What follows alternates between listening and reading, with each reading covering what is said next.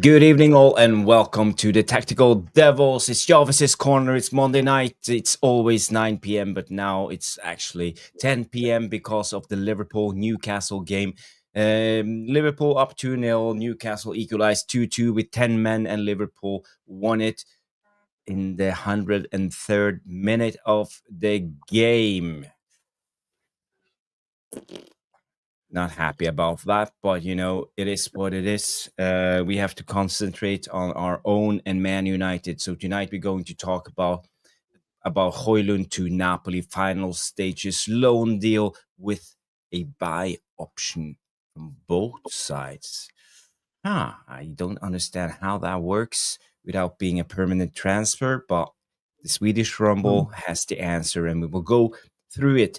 It's also the main topic of the evening is Al-Ittihad interest for Bruno, and Bruno's representatives have been directly approached by the Saudi Pro League club. So it will be interesting seeing what will happen, but I still think it's up to Bruno, and he's made his mind up. He rejected, who was it? Was Al-Hilal and Al-Nassr earlier this season. I think it was Al-Nassr. So it will be interesting seeing. Hopefully something can happen. I think we need the money, and I think we need to bring in another midfielder, let's say Baleba or someone in that bracket. But we will have the discussion. Mark, Stu, maybe Darius will jump on, and we will talk about it. And I have some interesting live footage from yesterday's game. We will break down some tactical nuances. Stu and I and Mark and maybe Darius. So guys, girls,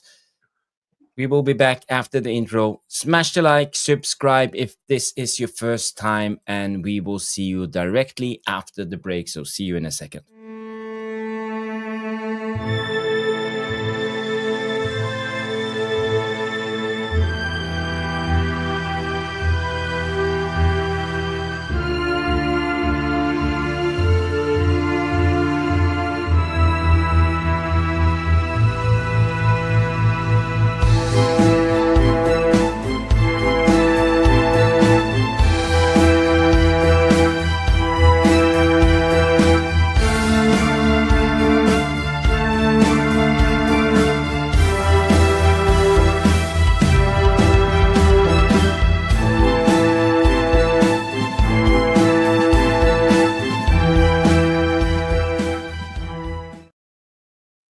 Yes, and first of all, breaking news.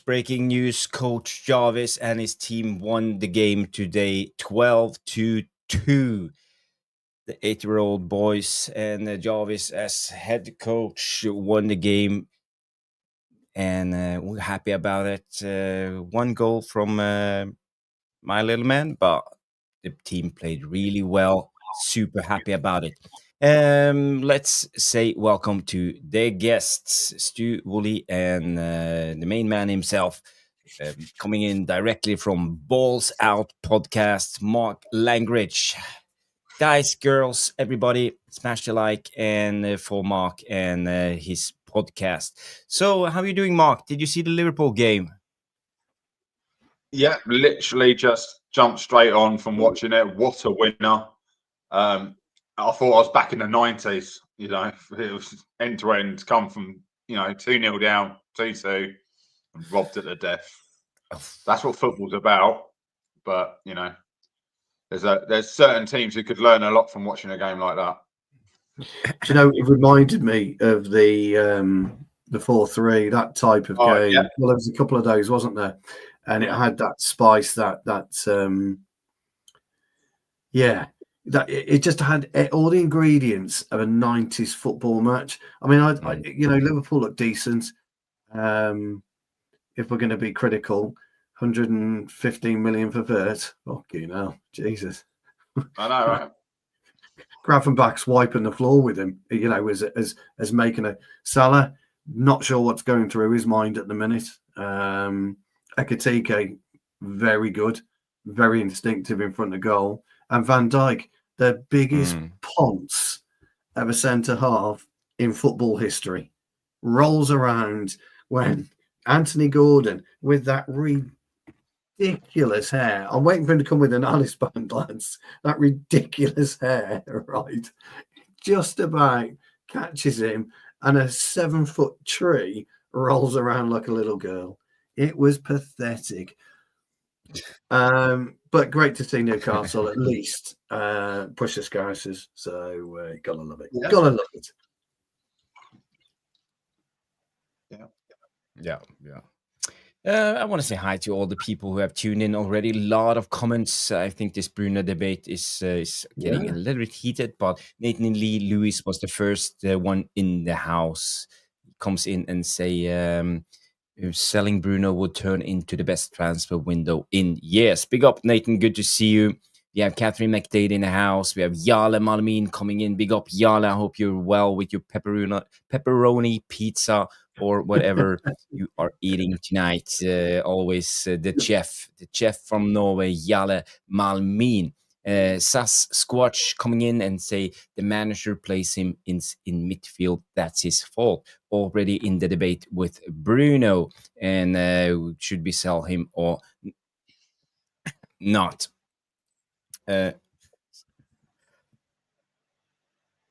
Sorry about that. Something in my throat. Neil Davis coming in, say Jarvis, is that BST? What is BST? Let me just check. 21.50. Yeah, that's British summertime. Yeah. I told you guys the show is going to go live 11 p.m. But it's 10 p.m. UK time.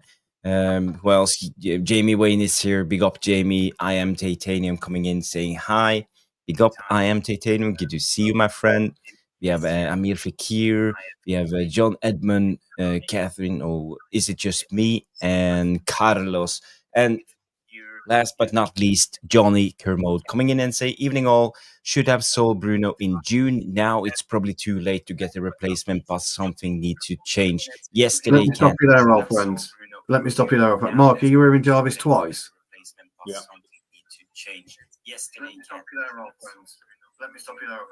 There you go. That was my fault. But now we're all good. Yes. Do we have some feedback? No, it was me. Just checking that we were live on YouTube. Just in case sound playing.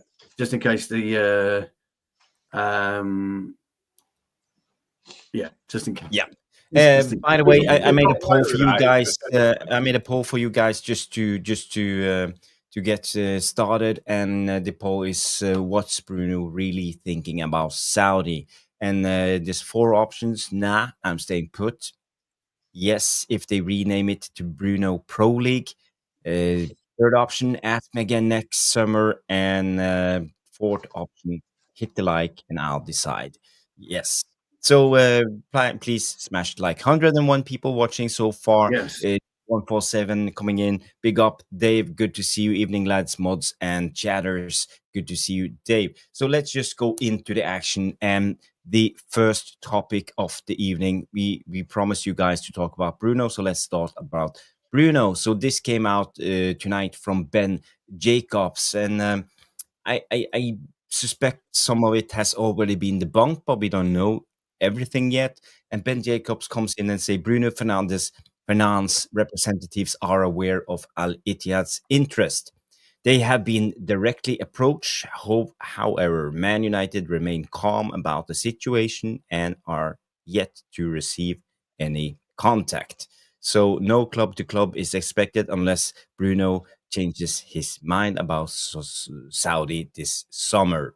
So I don't know if this is even a news, but all the big Saudi club are interested in Bruno Fernandes.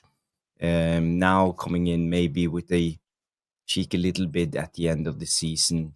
They know they have to be aware that Bruno hasn't performed well in the 2 first games, and that there are some people are not happy about Bruno's performances so far. Speaking to Mark, who's not Bruno's biggest fan, we know this through your statements on earlier shows. But Mark, how do you feel? Do you think there is a weeny little bit of chance that Bruno will leave before the season kicks on? for real? Well, we touched on it last night, that this is a pretty much carbon copy of the bid for Salah. Obviously, when they put a bid in, it's not one club, is it? It's one country. So they bid, and then they decide what club is going to have that player. That's the way they're set up with their transfer market. There's a pool of a couple of billion, and then spread it around each club, keeping it, it's as fixed as that league probably could be.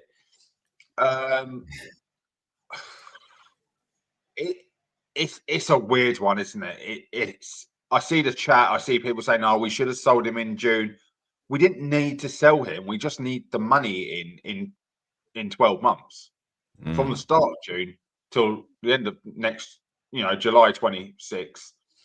Doesn't matter when we sell him, as long as it's in that calendar year. So he's a weird one, but I'm sorry, that player had something else on his mind yesterday. Like I say, I try and look at it from a coach's point of view and what I would expect if I was coaching the player, and his head was gone. We talk about that a lot in football. You can tell when a player's head isn't there, and I'm sorry, that was him. I don't know what clips you might show tonight, but the one where he gets robbed of the ball, the one where he's waving his arms around, rolling on the floor, the penalty incident, still complaining as of today, but he didn't say sorry because he walked into him. These are like the most pathetic excuses for come out of someone whose head's gone, whose head's not in the right place. So yeah, I think he could go. If I was the player, I would feel unwanted by Manchester United right now. And what I mean by that is, I'm the captain. Why is this not getting shut down instantly? No, I'm sorry. Bruno Fernandes is the captain of Manchester United. At no point is he ever for sale. Yeah. That's what most clubs would do for that player. So where there's smoke, there's fire, and this is a hard one. There's so much to unpack in it. So many. Well, do you think it's more wishful thinking, and like you just want him gone, or how is it any realism into this?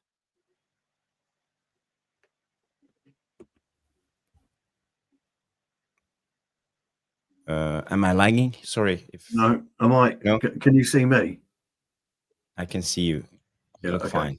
As always. Mark needs to go out and well, thank you very much. Well, let me pick up where Mark froze. Then he'll come back in a sec. Oh, he's back. I'm back. I don't know. Let me pick up where Mark froze. That's probably my greatest ever saying. But I will let you carry on, old friend. Then go on. Go ahead. I don't know where I froze. No, you froze. It was quite funny, actually. Me and Jarvis were doing this. Is it us? Yeah. Is it Jarvis? Well, my question was, do you think it's any realism into all of this, or is it just more of a wishful thinking when it comes to Bruno and approach late in the window? I don't know things. The main one for me is that it might be wishful thinking for the fans. It might be wishful thinking for the club. The club haven't shut it down. I think that's horrendous. If he's your captain and you're not selling him, or you want to get rid of him. If you don't come out and go, at no point is my captain not for sale. As we like to say, this is Manchester United. Your captain's meant to be the biggest thing there is on the pitch, right? You've got your manager, you've got your captain, and they're all meant to be Manchester United. So, yeah, I'm sorry. And the people breaking the story are very close to Saudi and how Saudi work. Yeah. There's I think there's traction in this, and like I said at the start, you've got one calendar year to get that money in, and they only bid once. Once they're giving you an offer and you don't take it, they won't come back. No. Well, let's say there is something into this too. I'm thinking if there comes in a late bid, it's late at the window, and don't look like we're going to sign Baleba or Hjulman or anyone else playing midfield. So if there comes in a bid and Bruno accepts, what do we do then? I would. I think Bruno's 18 months too long at Manchester United.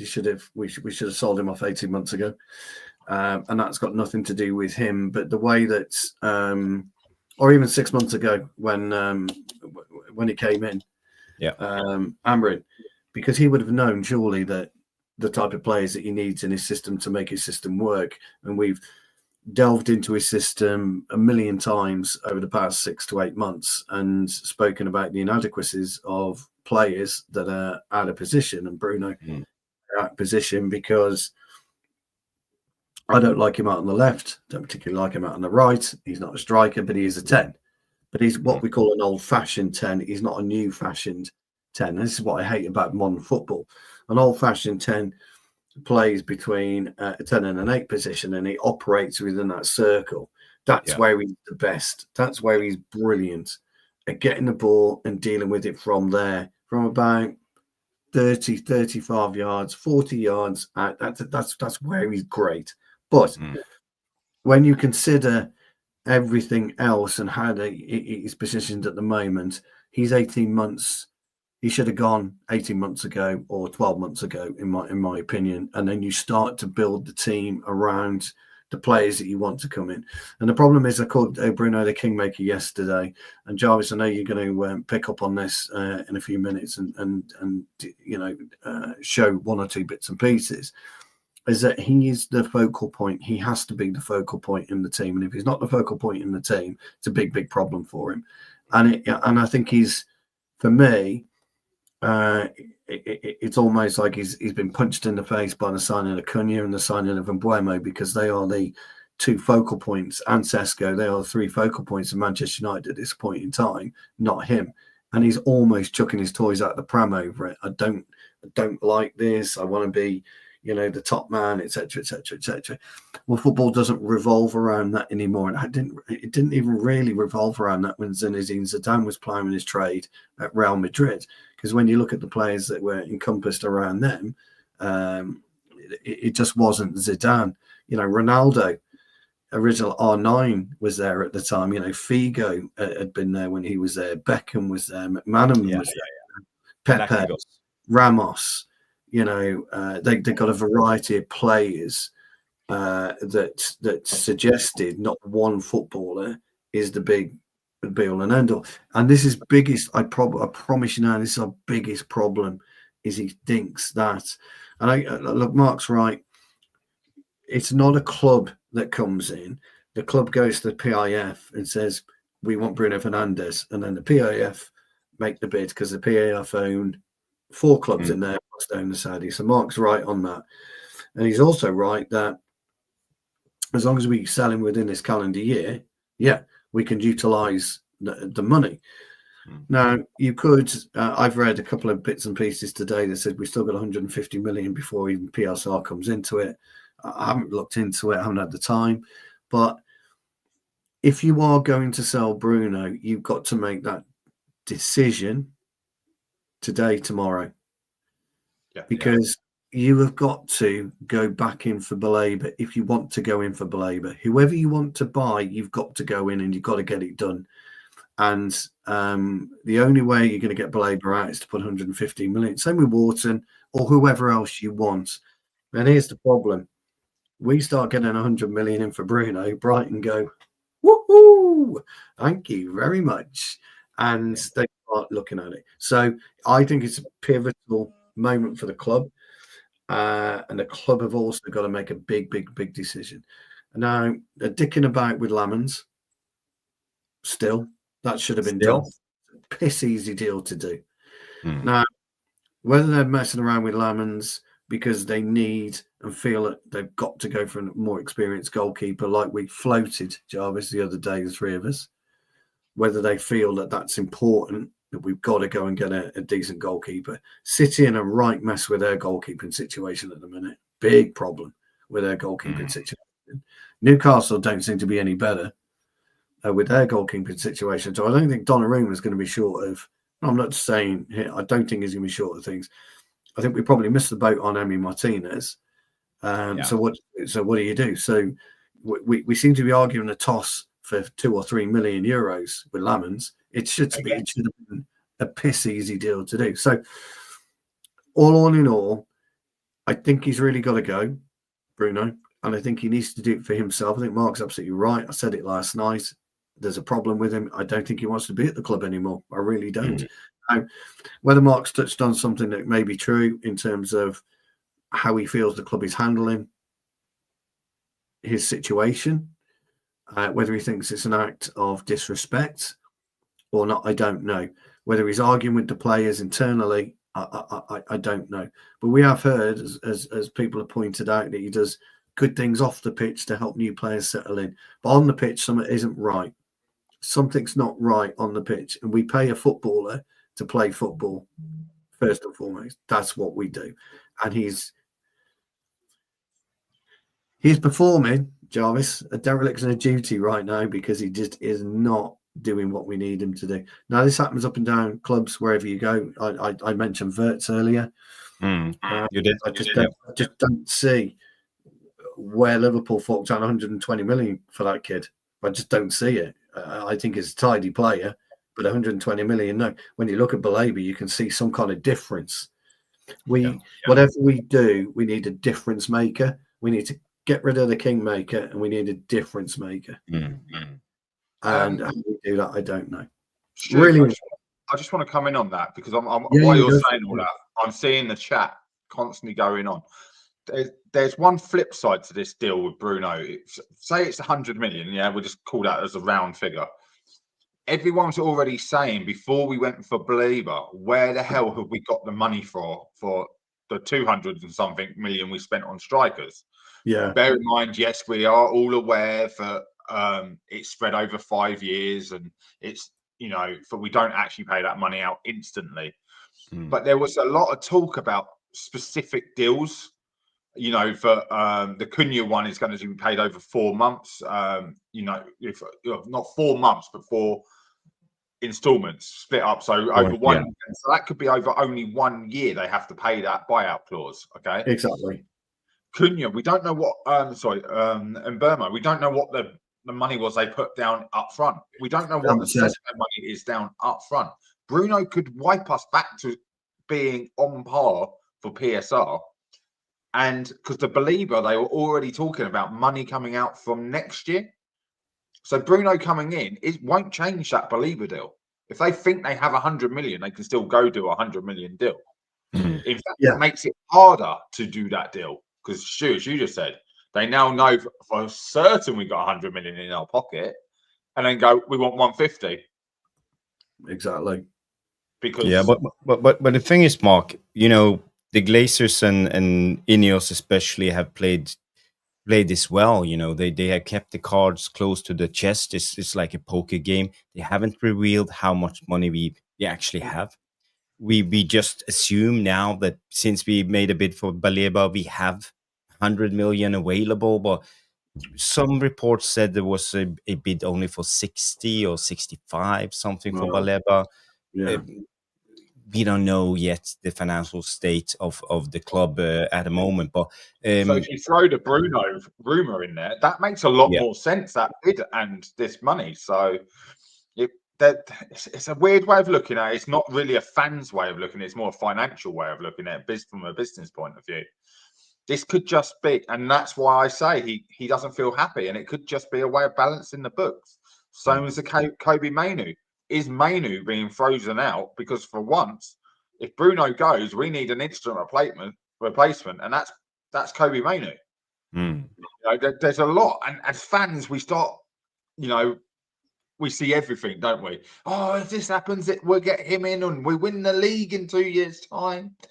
That's not how football works, unfortunately. Sometimes you can get the best players in the world and they don't work, and sometimes you can get the shittest ones in, and you form a great team.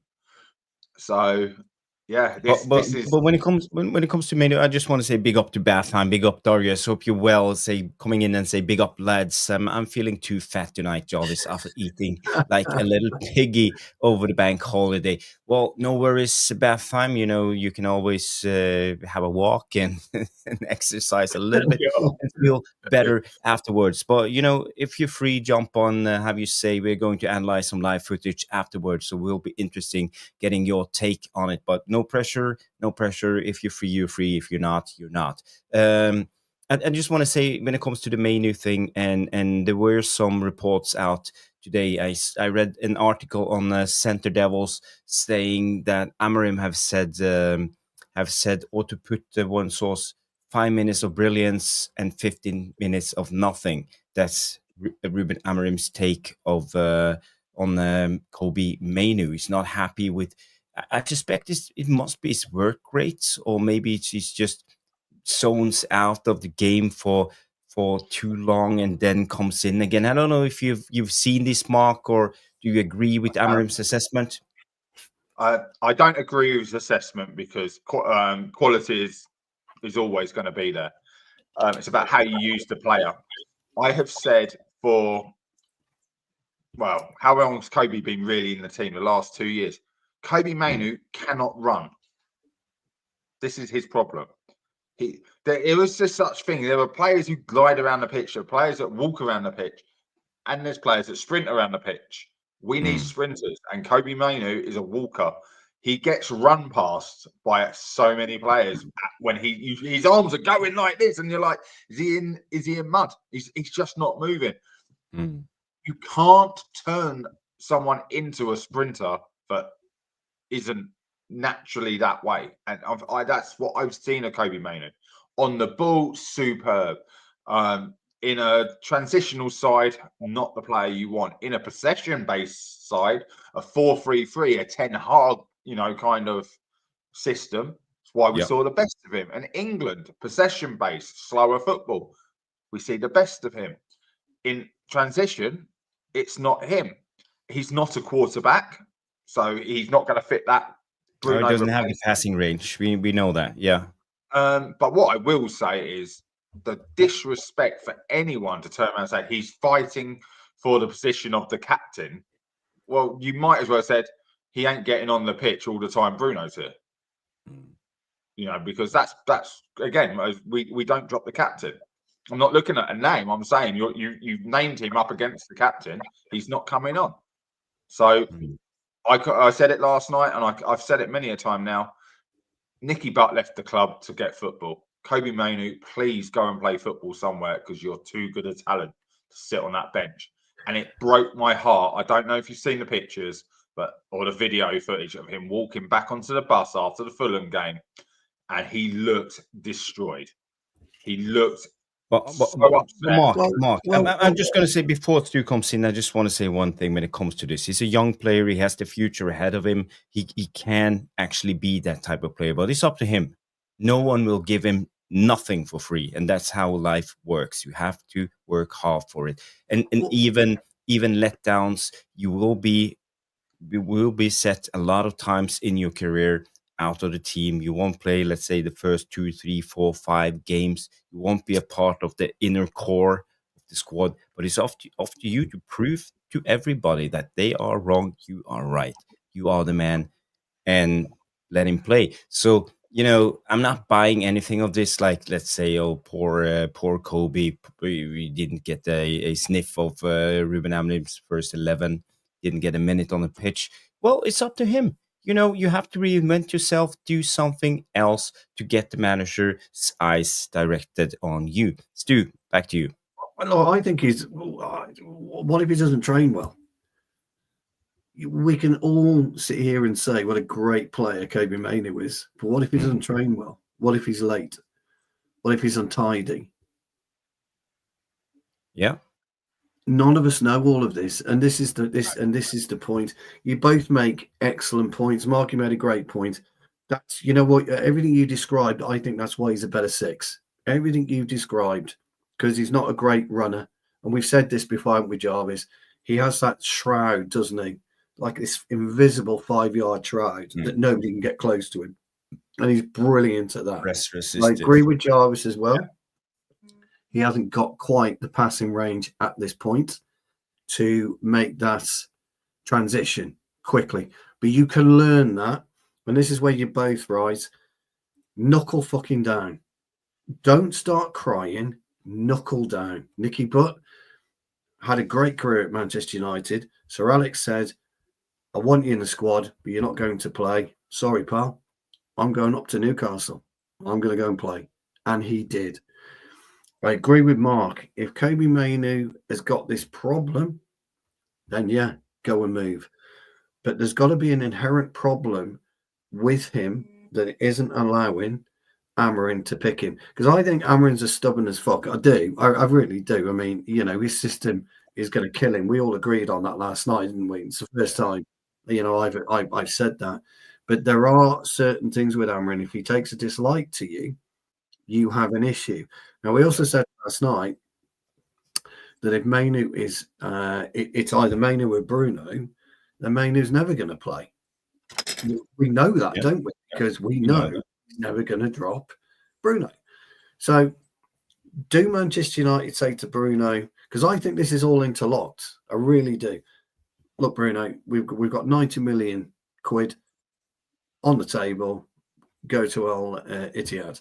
Kobe, I want you to fill alongside Mason Mount throughout the rest of the games. I want you to fill that position. We're not doing that, are we? It's clear. We're not doing that as a club. Amorim isn't doing that as a manager. So there's more to Kobe not playing, in my opinion. We've all been around football, Mark. You must have seen it in your dressing rooms. You get some twat who starts a game or doesn't train well, and then he gets kicked out of the team and he can't get back in. And he doesn't know why. We've all seen it, haven't we? We've all done it. We know on that. You can be the best trainer in the world. Yeah. And unfortunately, if the manager doesn't believe in you, your standards will drop. Absolutely. I do not believe 100%. Kobe Mainoo is a bad trainer. No, neither do I. I'm speculating. Like last season. Yeah. But if he now knows, I can't do this sprinting. If Casemiro's making him look bad running around or something like that, silly little things, you start doubting yourself. It's very hard. What I would do there, pal, what I would do there is, and you know me, you know the type of person I am now. I would get a sprint coach in for me, and I would get that help. You've identified something. He should be able to identify. Would you not agree? He should be able to identify that as an individual footballer. He must be. He is doing that. You just said we don't know what's going on. Well, I know Kobe Mainoo trains with an individual coach as well. That's right. So maybe he is trying to work out. Maybe he's trying to work out his sprinting. I think you're right. I think he needs to be quicker, not rapid, but I think he needs to be quicker over 10 yards. I totally agree. I really we know agree. He is slow. Yeah. And about 8 weeks ago, he said, "I need more legs in midfield." Yes. I'm sorry. I'm putting 2 and 2 together and saying Kobe Mainoo don't play for Man United. Yes. Yeah. He said that. Yeah. It's kind of sad because he's a massive talent, and I think he's one of the best midfielders that we have produced as a club for the last 5 to almost 10 years. Our own product, and Kobe Mainoo should be part of this team. I think he has shown enough that he's a better player, but he just needs to gain some more experience. He needs to adapt a little bit. Yeah. Here's a question for both of you two then, and the Devilish Taxicos. Again, and this we must take of our own experience. We must look at this question from your own experience. Okay. You know your strengths and your weaknesses on games. We've all got weaknesses, whether we like it or not. We've all got weaknesses, but we know our strengths as well, don't we, as individuals, as men and as players. Kobe Mainoo comes on and gets us right back into the semi-final. Gets pretty much the equaliser. Yeah. Scored a couple of goals as well in and around that period, made some great cameo appearances. What stopped him kicking on to this season to being a regular player? That's the biggest question I've got. What is Amorim see? 2 things. 3 things, technically. He bought 2 tents, so you've limited my place where you're putting me on the pitch. So that's firstly. So now I have to fight for a position in central midfield where actually I'm not fighting for 2 positions. I'm fighting for 1. You're screwing my mentality as a player. I've got 5 players and I know I am down the pecking order for that other position. And minutes. No player gets better without playing minutes. And if you're not going to give me any game time, I'm not getting in. And there is no rotation currently at the moment of certain players and certain positions. As soon as Mason Mount gets dropped back in alongside Bruno, I'm sorry, that for Kobe Mainoo, you're going, what the fuck? Like Mason Mount, brilliant player. Bruno, brilliant player. Kobe, brilliant potential. But he's the most on paper suited for that position. But if you're slow, I've seen a few say this. There was one on there that said, who got Cantona or Bergkamp a running coach? And they're right. If you have a limitation, I put players around you to cover your weaknesses because I want you to play to your strengths. So if I need legs in midfield, I need a runner in midfield because you can't run, but you're good on the ball. I drop you in the 6th, Stu. I wholeheartedly agree because I can bounce it off you. Your first touch is going to be perfect. You can turn into space, right? But physically, you might be knocked off the ball. I might hit you from behind and rob you. So I need someone who can get up and down, always level with you, and always giving you that angle. That's a believer. That's not anyone else, again, in our squad. So again, I feel he knows what his strengths are. I think he's smart enough. But he also knows there's nothing to cover his weaknesses in the Man United team. Okay. Yeah. I mean, talking about, by the way, Bergkamp and Cantona, they're all different players, totally different to Mainoo. Totally different. They have brains. Actually, Bergkamp was quicker than people thought as well. Yeah. I just have to say a lot of great people tuned in and a lot of great comments. Sorry for not reading all of this out, but we have Hoktushi Ken, big up. Good to see you. See a lot of people coming in. We have Osman Ismail coming in, Mark Harris, Dan P. All of you. I read all your comments while we talk and try to just show them on screen. But we don't have the time to read them all out. But we're not neglecting you as I'm just trying to say. Big up everybody just tune in. Please smash the like if this is your first time on Tactical Devils. We will go into the Bruno debate, and I will ask you guys, Stu and Mark, a question. Because when I look at Bruno, I watched the game a second time tonight, and I had my eyes locked on Bruno and what he did, when he did something, and how he did it. And for me now, I feel one of the biggest problems for Amorim is what I call a system compromise. I talked about this yesterday on Noradin's channel, United Real Therapy. But basically, it's the manager bending the system for one player, weakening the collective. Yep. And for me, this is what Amorim is doing right now. And I feel that this could be the hill that Amorim will die on, because Bruno is not functioning in the double pivot, as we like to call it, but he plays as a roaming 8. And one of the reasons why I say this, when you look at the play, Amorim likes to set up diamonds all the time. But if they set up a diamond on Casemiro's side, Bruno will be there as the 5th man. He wants to be involved in the play. He doesn't release the ball quick enough, easy enough, and he wants to be like the main man.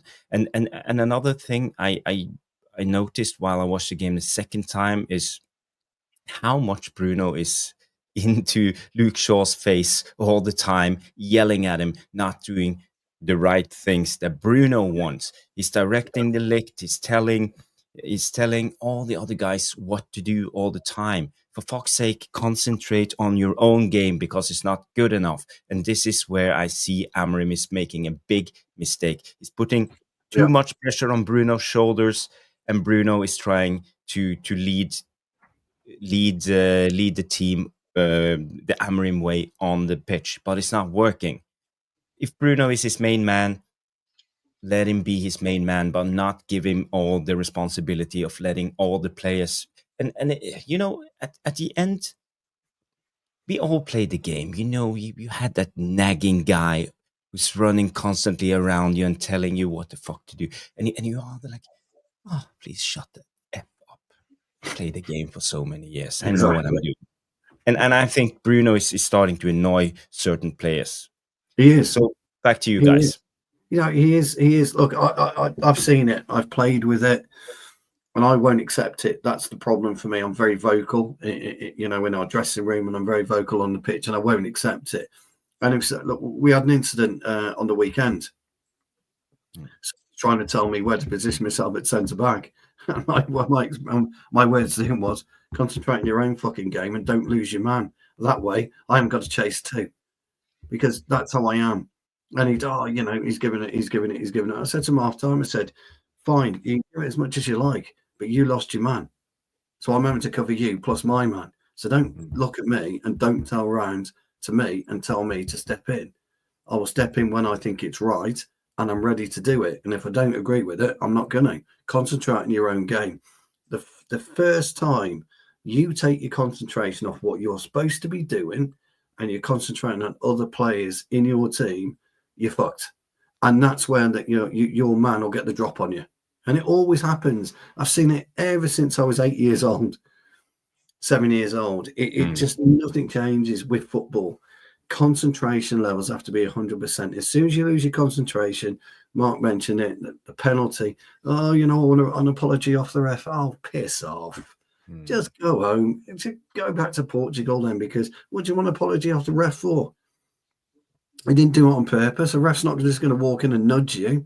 He was looking at something else, probably. He didn't go to noise. And if Bruno can't deal with that, he's got 70,000 people, 76,000 people. Well, actually, it was 50,000 at Fulham, wasn't it? But ultimately, he's used to playing in front of thousands and thousands and thousands of people. And if you were letting that affect you, go to Saudi Arabia, where there's no real pressure. We win the game if Bruno scores that penalty. Yeah. We all know we win the game. He didn't, and we miss it. Look, I'm not going to eat his lunch on missing a penalty. Okay, it is what it is. Happens. Yeah, it just one of those.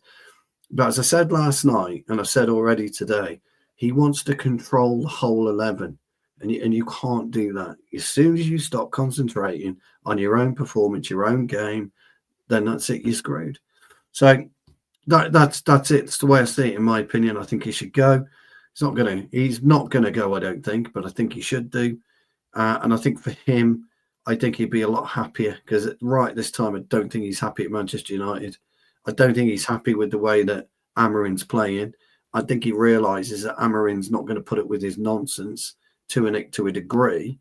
But yeah, Amorim needs to, as Cass said, good to see you, by the way, Cass, in the chat, we need to stop this Portuguese bias. And he's talking Dallo, and he's talking, Bruno. So look, are we going to be sitting here in 2 weeks' time? Who knows? I don't know. My question to you, Mark, is what will it take to bench him? As I said, it's a system compromise. Amorim is a licensed coach. He's been managing a lot of teams. He must be aware. But we're Manchester United, and we have different rules, and not all rules come from the managers. And right now, I'm still seeing very similar problems no matter what manager we bring in. Guys in the chat, I can tell you now, the three of us, none of us are Amorim out. So all the time you're going, it's the manager. He doesn't know what he's doing. I'm not Amorim out. He does know what he's doing, because he's proven it at other clubs. But it is still, he's a young manager, and this is a massive step up to come to Manchester United. What he needs is his most experienced players going, yes, I can do that for you, boss. Yes, I will do that. And exactly what Stu just said, keep your mouth shut, focus on your game, and let's just talk to the guy next to you. Centre back, I'm talking to my centre back, and I'm talking to my full back outside of me. My midfielder in front of me, I might not be able to control, but he should be controlled by the one next to him, and we work our way up the pitch. Bruno is currently trying to be the organ grinder, the monkey, the money going in the box. You know, he's trying to do the lot, and I said it before, Jarvis. You've watched the game back. You're going to have seen everything I saw from the first game. I don't want to sound like I know it all, but what I do know is one broken cog stops the machine from working, and Bruno is that cog who's never in the right place at the right time. He's always looking for the fancy ball over the top instead of keeping it short, and when he needs to go long, he puts his foot on it and everyone runs offside. We've all been watching enough football, but unfortunately he's come up with the goals and everyone thinks he's a superstar. He scored 8 goals in the Premier League last season, 5 penalties, 3 goals from open play.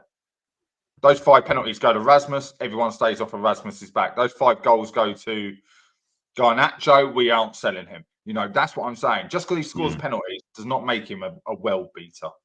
But he's now got the arrogance and ego of a world beater when he doesn't even hold down a confirmed spot in his national team, who are winning everything. A lot of Portuguese fans don't want him in the team because of everything he does for Man United, he does for them. And that's not how they want to play football. But he is a superb player. The funny thing is, his brother plays in our league. He plays for Roffey, who's in the same league as Senin, who I'm associated with. And they're so different in players. He plays county league football. And you can imagine he ain't rolling around on the floor because he's getting stamped on if he does that, you know, when it behind the ref's back and things like that. The amount of abuse his brother gets, like, you need to tell your brother to shut up. You need to tell your brother to get on with the game. Because, like you say, Stu, it's football. Yeah? But Premier League is not football. Premier League is all about the money, the glitz, the glam. Your football gets you to the Championship, and then your agent gets you to the Premier League. You know, sometimes once you get to that point where you are in decline, you know, the clock is catching up with you. You normally step back down the pitch, don't you? So your striker becomes a 10 or goes into midfield, or your midfielder goes into defence, and they have to be intelligent. And we were talking about this last night. He is obviously he could make a great coach, but he's not intelligent. He's got different kind of intelligence. You know, he has no spatial awareness. He might know what everyone else is meant to be doing, but he's telling them why he's out of position. You know, so do your job or get out the team. And I think if Amorim is the manager we want, and if he gets rid of Bruno, us who are back in Manchester United are like, that's a big call. That better work, but good on you. Because we're saying, what's it take for him to be dropped? He can't be dropped. He's Manchester United's captain. We have no out-and-out replacement for him. Most of us can't even name the vice captain of the club currently. And I'll tell you who it is. It's one of the leadership group, which puts Dallo in the frame for it, most likely, because the others are Heaton. Heaton's in it, yeah. Maguire's in it. Maguire. So Maguire and Heaton are sat on the bench. Dallo at least started yesterday. It's not great. The leadership group's not great. Yeah. So that Portuguese bias comes from that as well. The only 2 Portuguese players we got are in the leadership group. Yeah. Noradin likes to call them the Obrigado boys. Obrigado, I think it means hello in or hi or something in Portuguese. But you know, we all know what Noradin means when he talks about this. But I think we are in place now. As I mentioned, the system compromise. I think Amorim needs to take a hard look at himself and figure out if he's doing this for Bruno, if he's doing this for himself, if he's doing this to get a functional collective going, and something has to give, you know. And if Bruno keeps putting in these poor performances and compromising the team, something has to be done, or it's Amorim's head on a plate, or at least all the fans will demand it long before we will come to Christmas. And you know, I think you can almost feel the vibe in the Man United fan base at the moment. We are not happy with the results, and a lot of people has already lost faith in Amorim. we're not going to have the Amorim in and or out debate. But why I'm saying this is because Amorim needs to take charge of his own ship. He's the captain of this ship. The Man United galleon is floating away, and he's trusting Bruno too much. Jarvis, So, can I just point out? Bruno was seen, and you spotted it now, constantly having a go at Luke Shaw yesterday.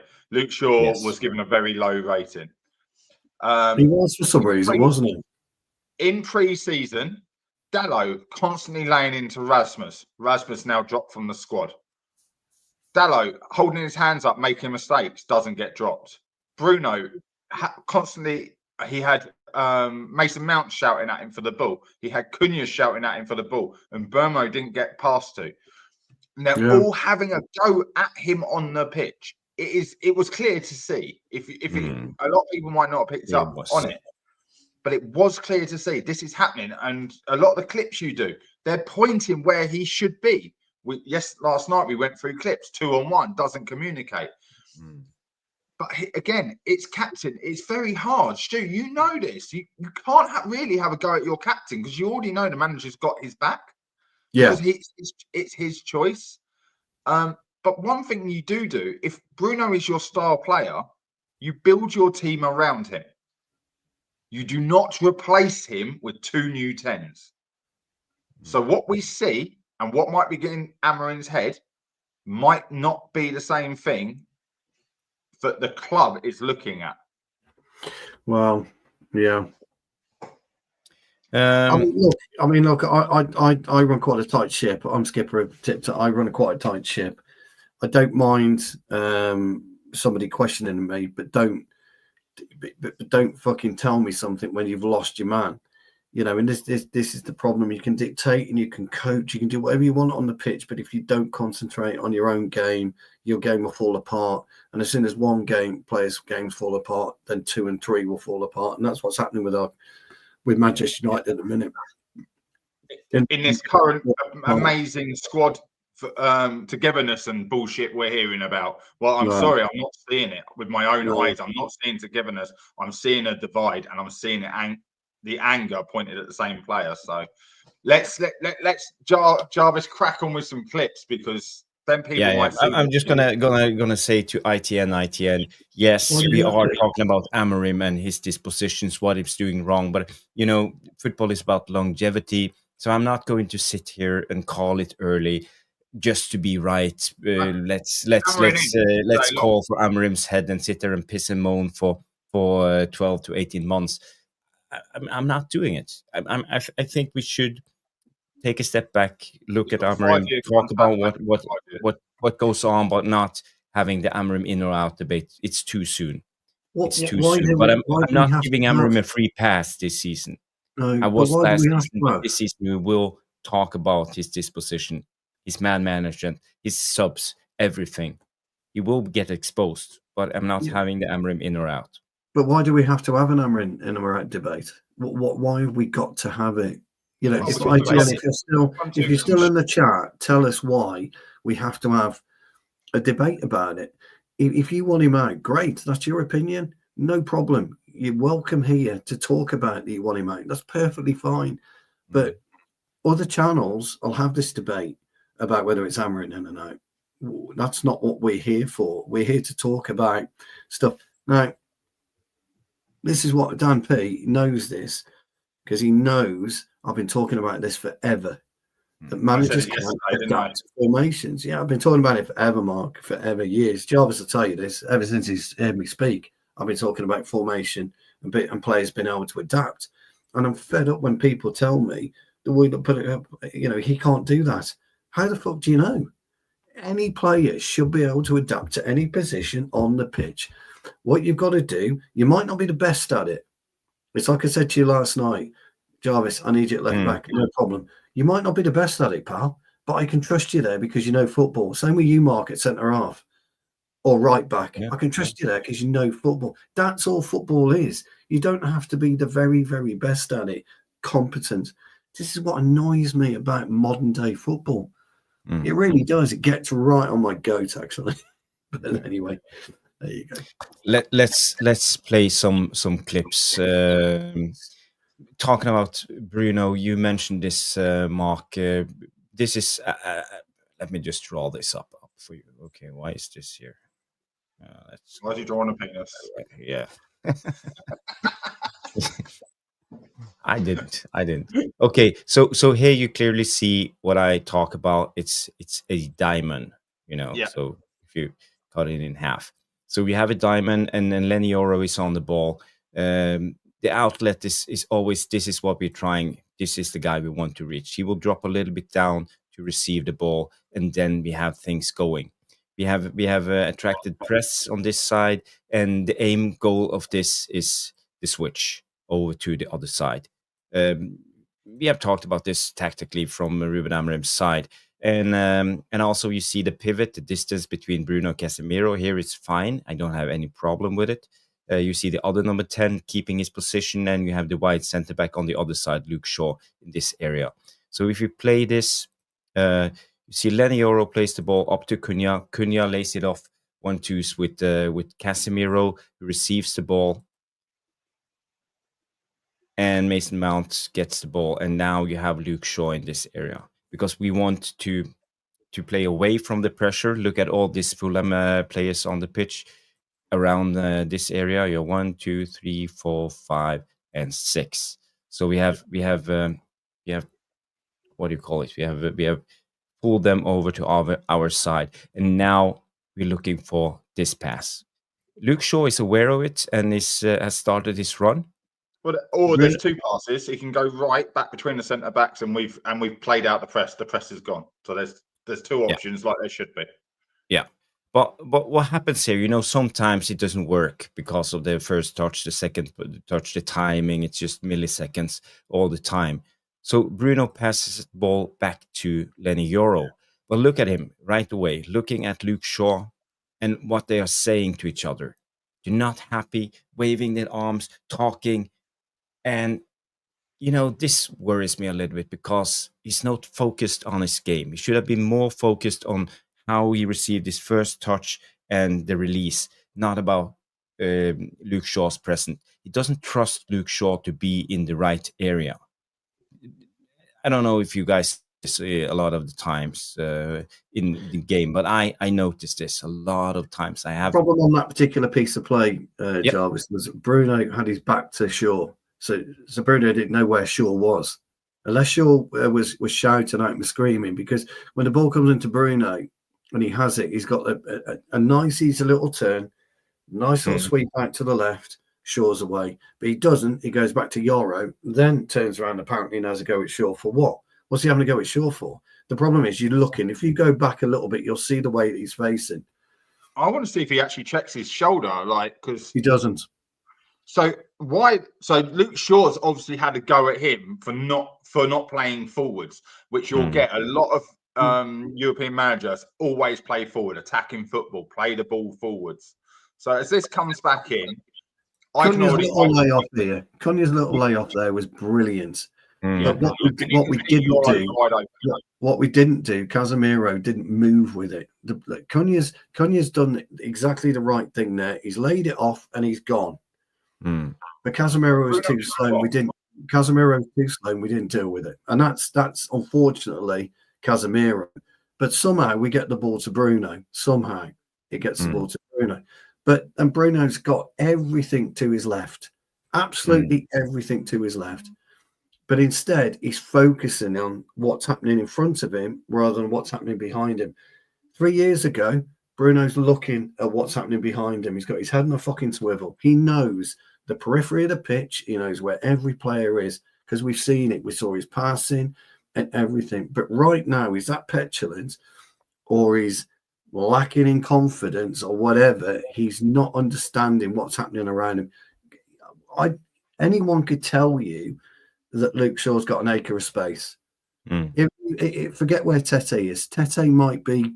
Tete is going to be a minimum of 10 yards off him, at least. And we can't even see Tete. Tete won't be marking because the wing backs push on. Yeah. No, because Daniel will be a minimum 10 yards away from him. So Luke Shaw should be able to take the ball, get it under control, and then deal with it. But we're not doing that because it doesn't actually happen. The ball for me wouldn't have even got to Bruno. It wouldn't have gone back to Yoro. It would have been Casemiro dealing with it. He wasn't expecting, I'm guessing, Cunha's first time little dink in, because Cunha dinked and went. Yeah. All in the space of a second. If he'd expected it, he could have played it straight onto Mount and not backwards to Bruno. Of course he No, could. no, the pass goes here and here, doesn't it? There's a multiple reason. The pass goes up to Mount and back to Bruno again. So No, what I mean by that, he could fire it in and it's held higher up the pitch. It doesn't need to go back towards Bruno. But this is but as Batham is saying, he wants to launch the ball to Mbumo. This is instinct. He's pointing at Shaw with his left arm, Bruno. He's telling him where he wants him to be. And he is in that position. Hold on, lads. You're missing the bigger picture, fellas.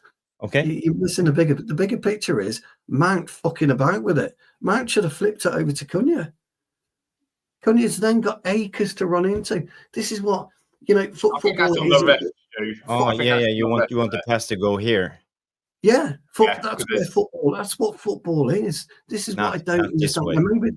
Maybe they're under instruction to play conservative at this point. But the way that Mount takes the ball, it's a sweep. But Stu, in counter to that, just to counter your take, because as I said, we are pulling Fulham over to this side, and look at all the white shirts around Cunha. A lot of people around him. Yeah, but that's the problem. So we want to switch over to the other side where there's space. Yeah, but we're not on Cunha's wavelength. What I'm getting at here, we're not on Cunha's wavelength, because if you take it back again, old friend, to when he originally gets the ball off Yoro. Oh, okay. All the way. Yeah, the ball fizzes into him, right? Fizzes into him between two players. Now watch what he does. Watch Cunha, because Cunha is the key to this. And we're talking attacking play here. We're talking, because other teams would do this, they wouldn't necessarily go back. So if you watch this, that little ball is fantastic. Watch Cunha switch. So if you're playing on now, he's gone. He's away, right? Mount comes in, he flips it. It's an easy pass to him. And he can't make that pass. He hits the referee. It's a ref. He's in a poor position. Look, when he gets that roll through, as Mount goes to kick the ball. When he gets it, Mark, he'll make the pass. Watch. He won't make the pass now, but the ball's not there. No, look, roll it through. The ref blocks off Cunha. He blocks off that pass to Cunha. Not for he's even looking to play. Look there. No, he doesn't. No, he doesn't. He does, because you've got to swing your legs. Absolutely no chance. It's the quick flick in. No problem at all. No, I think he takes his eye off the ball. But well, yeah, but that's a footballer. Yeah, that's Mount's issue then, because that is a piss easy ball. It is. In fact, it's a more difficult ball with the ref to your right than it is to sweep it to your left. It's not good play. It isn't good play. But I'll tell you what's bad play and what is totally frowned upon in the coaching world. Mount lays this back. We talk about going backwards to go forwards. You'll hear about it. You play a penetrating pass, breaks the lines. He sets it back to an on-running player. So that's forward pass, say 2 players, long, sets it back 1 player onto an on-running player. Mount lays this off, right? You can see Bruno pointing at Luke Shaw. Like I say, Luke Shaw is probably a yard behind Bruno currently, and we know he's moving forward. Bruno has shut off the pass to Lenny Yoro because he's turned his back to him. He's not on the angle, right? He's made... He's now played a negative pass. Yeah, but let me just stop you. Let me just stop you there. My problem with all of this is negative football.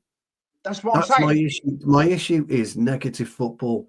City, Liverpool, Newcastle, everyone else moves it up. We don't move it back. And all we do is go back, and that's my frustration. But Stu, this should have been a forward pass. Bruno makes the wrong pass. He plays negative football to keep his stats high. Watch. Yeah, but we're too late. We're too late. Let me finish. We're too late. He's got the ball at his feet facing 100% forward. There is no pass on to Yoro currently. And there's no reason to go to Yoro because there's a pass to the left which is a forward pass for someone to run onto. Do you pass to someone's feet or do you pass into space? You pass into the space. You pass. You do two things with a football, as Jarvis has already said. You either pass into feet if you've got 5 to 6 yards of space around you. You pass into feet, you hold it, and you move it. If you've got a bit more space, you let it run past your body, so it enables you to get momentum. All we're talking about here, right, is bullshit football. If we played it 3 times, Cunha's in and he's gone. So my question is, what the fuck is Mason Mount doing as an elite footballer doing on that pitch that he can't do a simple sweep across to Cunha there and then Cunha's away? Because every other team does it. Stu, I agree with you. But guys, continue the debate. I just want to say hi to Noradin for tuning in. Brilliant. Big up. Good to see you. I don't know if you saw the beginning of the clip, but we are talking about Bruno and how he's not concentrated on his own game. Always is in everybody else's business when it comes to football. So, but guys, please continue. I just want to quickly just say one thing. Yep. This is what Stuart is saying is right. And I don't think Matt is disagreeing too much. But if you he's not. No, he's not. If you track your mind back to last season, how many times was it all about the playing the safe pass and then recycling again to the wide? Yes, that's what I'm trying to make the point out. He's stat padding. He's playing the safe pass, so I've got a completed pass. He's playing negative football to go backwards when he could still complete a pass to Luke Shaw. He has made the decision not to pass the ball to Luke Shaw, and then they have an argument. There is a problem there for the whole game. For the whole game, those two are at each other's throats. And right here, look, he's already pointed to Luke Shaw, who, like I said, he's about a yard behind him. So he's only got to sweep it on. And he's bollocking him for not being in the position. He's not out of position. He's running onto a moving ball. He slows it down. He picks a thing. So by the time he passes it, Luke Shaw's there and wasted his energy. And he's now 10 yards out of position to go back for a negative pass. But what I will say is, you said about diamonds right at the very start. We played the wrong pass. If you put it back to the beginning of the clip, look where Ahmad is on the outside. So play. See him? Right, stop. So Bruno drops down and Ahmad moves up. So the interchange position in a way. As they come down, Ahmad is free on the right wing. Now, if there's your diamond that we played through, Ahmad's still free. That's the ball. You play wide through your wingers, and but that's not entirely correct. The way Amorim wants to play, he wants to attract. He wants to set the trap. He wants to attract the Fulham players over to one side because he wants to switch. We know this. This is the Amorim sporting tactics. But you take your time on the ball. Is that on right now? Is that a tight press? Is it on, or should we have kept the ball moving forwards in a wide position? I think the better pass is forward. Yeah, I tend to agree with you, Mark. But I'm just saying this is what Amorim wants. And if you look a little bit further into this clip, let's see, before Cunha receives the ball, now we have the diamond set. We have attracted a lot of Fulham players. They are all facing the way of the play, and this is where you could say Cunha made the wrong choice. You know, it's a great touch. He lays it off. Ahmad is free into feet, and Burmo gets shut off because the defender actually comes back and picks his player up. But Ahmad stayed free. So there's always two options in football. Like you can try the easy pass, you can try the fancy touch. This is a fancy touch to Casemiro. Casemiro out. But you see here, Mark, what's the aim? 4 players against 1, 2, 3 players. So we create an overload. So it's easy for us to play out. We did not play a cross-field ball for the whole game, pretty much, from our centre-backs, which has been a mainstay in pre-season and the end of last season, where the right or left centre-back is switching play. We barely played that yesterday to our wing-backs. We didn't really use our wing-backs in that quick transition on the opposite side. It's true. And why is that? Because the ball kept getting slowed down in midfield because they were overrunning us. So, yeah. I don't know if you guys have anything more to add when it comes to this clip. I want to take it back to the beginning. Just a little observation that I noticed while I look at the game at the second time, and one of the problems for me was the Ligt and his deliveries, because every time we pass the ball, we like to do this pass from one side out to the wide center back, we pass it back out to the other one, and we go back and forth, back and forth. But most of the passes that comes from the Ligt is directly on the foot. It's not in the space in front.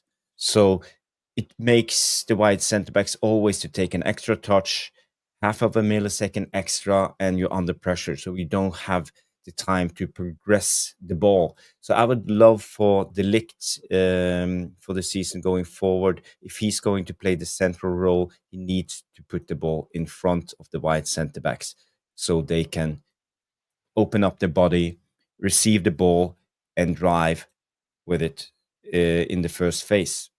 I don't know if you guys noticed this, but it happened through the full 90, I would say, or as long as the Ligt played centrally. And I think it slows down our play. And for us to get that option to, as Mark said, the wing back is free, is open. It will be much easier to release that pass if we are on a way forward. And as soon as the wide centre backs, let's say Euro in this instance, start running with the ball, he will attract press, and will attract a lot of players onto him. So, as we said, Amorim loves progressive carriers, and we don't have that in our team. And we haven't seen a lot of this. Euro is okay. Luke Shaw couldn't do it this game. A lot of people were on Luke Shaw's case, but I think a lot of it is because of the passing. They don't, and obviously they should open up their body more, so it's more multi-layered. But I don't know if you saw this. It's just a small detail. In Sporting, in the same way, those wide centre backs carry the ball. They did. They will basically, the first line of press, they will tempt him and then clip it around him. That's what they would do. But Luke Shaw's not able to do that. No. He's not able to do but, that. But I think one of the reasons is the pass. The way the Ligt passes, I think he's a bit playing in the German league, because he's a very transitional league. Attackers are very much interpreted to read the play. And he's giving it to feet. It's a risk thing. And I think in the Premier League, it's a little bit more space. It's not as transitional as the German league. And somebody needs to tell him that, because he grew up in the school of Ajax. He should be able to know how to play the pass into a space. This is what the Dutch really model their things on, is to be able to play the right pass into space. That's what I think. But I think where Luke Shaw is playing, if Martinez comes back and plays that position, Manchester United find a way easier way to clip the ball, to get Martinez is very sure with the ball, and he doesn't always go back. If you look at Martinez, remember how if he's pressed, he'll go back and try to recycle and then get on the ball. But if he's got that level of space, he's you can see that pass, Jarvis. Look at the pass. Where's Cunha in that picture? Martinez has got the level of skill to be able to punch that ball into him. Yeah. The thing with Cunha, you can actually, because he's not Rasmus and he's not Garnacho, you can actually pin that ball into him. Yeah, it's true. I actually see it now. I didn't see it, but yeah, good observation, Nordin. But my point is the passes goes back and forward. I think the players are into Amorim's instructions that they want to attract the play. They want to set a trap. But in my mind, the pass should always go into space to get something happening, here, not directly. So I think that hinders us a little bit. Even in that clip there, no centre-back is pressed on the ball. Why are you passing it to the central centre-back? You can just spray that across to the thing.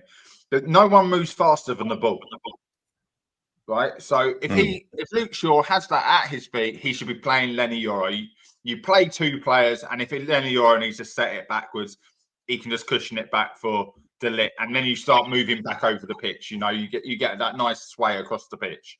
We're not. We're going pass, pass, pass, pass, pass. it's not moving. We're not moving the team. It's too controlled. It still looks like the pass they're looking really think, can't see. Yeah, but I really agree, Mark. This is where, sorry, Nordin. This is why I was actually analyzing these passes from the centre backs back and forward, and it made me wonder why isn't it effective? And I think it's because of the pass. It should pass into space, not to feet. Nordin, please. It's also because, as we've seen prior to the other games and some of the preseason games, he's trying to get one big thing. What they did. They closed the middle, didn't they? Look how many players they have. Like, they tried to shut down the middle. He's tried to entice them back a bit more. My perception is, the way Amorim wants to play, is that to bring on 4 or 5 players onto the ball, the centre-halves have the ball, then punch it in.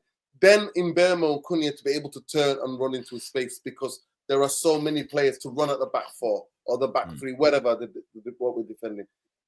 I think that football is risky, and you have to have superb ball playing people who know when to trigger that pass and to punch it into the middle, above the halfway, to line break. I think he's tried to get teams to get them with keeping it around the back. Remember, it was almost kind of Van Gaal as well. Remember Van Gaal? Do you remember with the Ligt and these not the Ligt, sorry, Blind. Smalling and Blind. The ball was going. But I think that it was more looking for an opening. But here, I think it's the Conte effect. Conte would suck teams in, would bring them, and we talked about it, Jarvis, maybe on my channel. But this is what he wants to do. He wants to get teams, but I think you need to have people who are brave around the ball and to punch balls through the lines. Other than what we saw on Saturday, which was despicable for me, it's just hoofball into no man's land. That's what I saw a lot of. We were not, I think, other than the first 10 minutes, maybe 15, if I'm being generous, we were in control of the game. After that, we lost complete control of the game. The game, in possession and out of possession, Fulham had us where they wanted us. And if they had a bit more creative, because I think they sacrificed aspects of their game. The wide attackers, inverted attackers, dropped into midfield. They did. They did to overload us. But if they had people with quality and they tried to use the right back and the left back to go up that way to make amends, but if they had more quality, for me watching this and seeing this, I was really worried yesterday, because I'm like, if Fulham can do this to us, can totally snuff us out of the game after 10, 15 minutes, what can the best teams do? What are the top 6, top 7 clubs in this league going to do to us? Because the way to shut us out, and Silva explained it, Wobie explained it, even though I did think they didn't make clear-cut chances. They didn't make clear-cut chances because they sacrificed for control for more thrust up the pitch. What you're talking about, Nuruddin, which I find really interesting. If you put that clip back up, Jarvis, is Nuruddin's actually talking about enticing them a bit closer to us. Fulham were really clever, because when you move into Fulham's area, they've just completely suffocated the pitch. And that is down to your old friend, Jarvis Sander Berge, demanding that the forwards don't push onto us. Although we're weak at playing out from the back, they're allowing us to come out. They're allowing Ligt to come out. They're allowing us to come halfway into our half before we do anything with the football. We need them pushing us back, because Sander Berge knows that when we push them back, that's where you get the half space that Nuruddin's talking about. If the Fulham players are into that lightly shaded line and we're slightly back towards our lightly shaded line, we've got more space to play into. It's as simple as that. And that's the funny thing about football, is it's basics 101. It really is. When you're playing against a low block, you have to entice the players to come out to you. If they don't come out to you, you're just against a brick wall. 5 at the middle, 4 at the back. You're just pounding a brick wall. You need them out. Look, they're not even pressing us. No. So that's E2. We're going nowhere. We're moving the ball across the back line. Yeah, but Mark, that's fine. It doesn't matter. It doesn't. My point is, it doesn't matter. By them not pressing us, it's causing us the problem. It's causing everything. Yeah, but Stu, there's no urgency. You look at Lenioro here. Let me just play it super slow for you guys to see. Look at Lenioro. He has to take one step back when the passes come. Look, he needs to take one step back, and you take away all the urgency in this attack. If the pass was 3 yards further ahead, it would have forced either Jimenez or Iwobi to apply pressure, and it would have opened up more space earlier. I actually used this pressing tactic. We used it last year very effectively in when you have 5 in midfield. There is no point pressing the defenders when they outnumber you. Okay, yeah, but Mark, that's not my point I'm making. I'm not making that point. No, but I'm not making that point. Let me tell you, my point isn't about that. My point is, we as Manchester United have got to push them. We've got to get them to press us. Because what we're doing there is time wasting. We're ball wasting. We're minutes wasting. It's a waste. Do you know why they don't press us? They know we will give the ball away. That's the point I'm trying to make. There is no point pressing us because now they already know United are going to pick it up themselves. Yeah, but I'm talking about us. I'm talking about us attacking. I don't care about Fulham. Yeah, but you said Sander Berge. But I'm talking about us. We have got to get up the pitch. And the only way you get up the pitch is by drawing the players in. You're a coach, Mark. You know that. Luke, that's why, Stu, the very first thing I said, Luke Shaw should never have played that ball to the centre-back. Play it diagonal into an attacking space. But this is the point that we're making, isn't it? Yeah. But this is also negative football. This is negative football and players who have not won a game in fucking how long? Well, they're not going to do it at all by doing that. No, but they also look at us. We're all arguing over this. We're all now saying sack the manager. Fucking don't sack the manager. This is why United fans need to get behind what's going on. They don't want to make mistakes. Luke Shaw's been given a fucking 4 out of 10 for his game. But they made mistakes. That is a mistake there. What Jarvis has demonstrated there is a mistake. It's a big fucking mistake. So, like I said, it's basic defending or it's basic football. I don't know it's a mistake because other people in the chat are also pointing out the fact: where's the movement from the central midfielders to create a passing lane?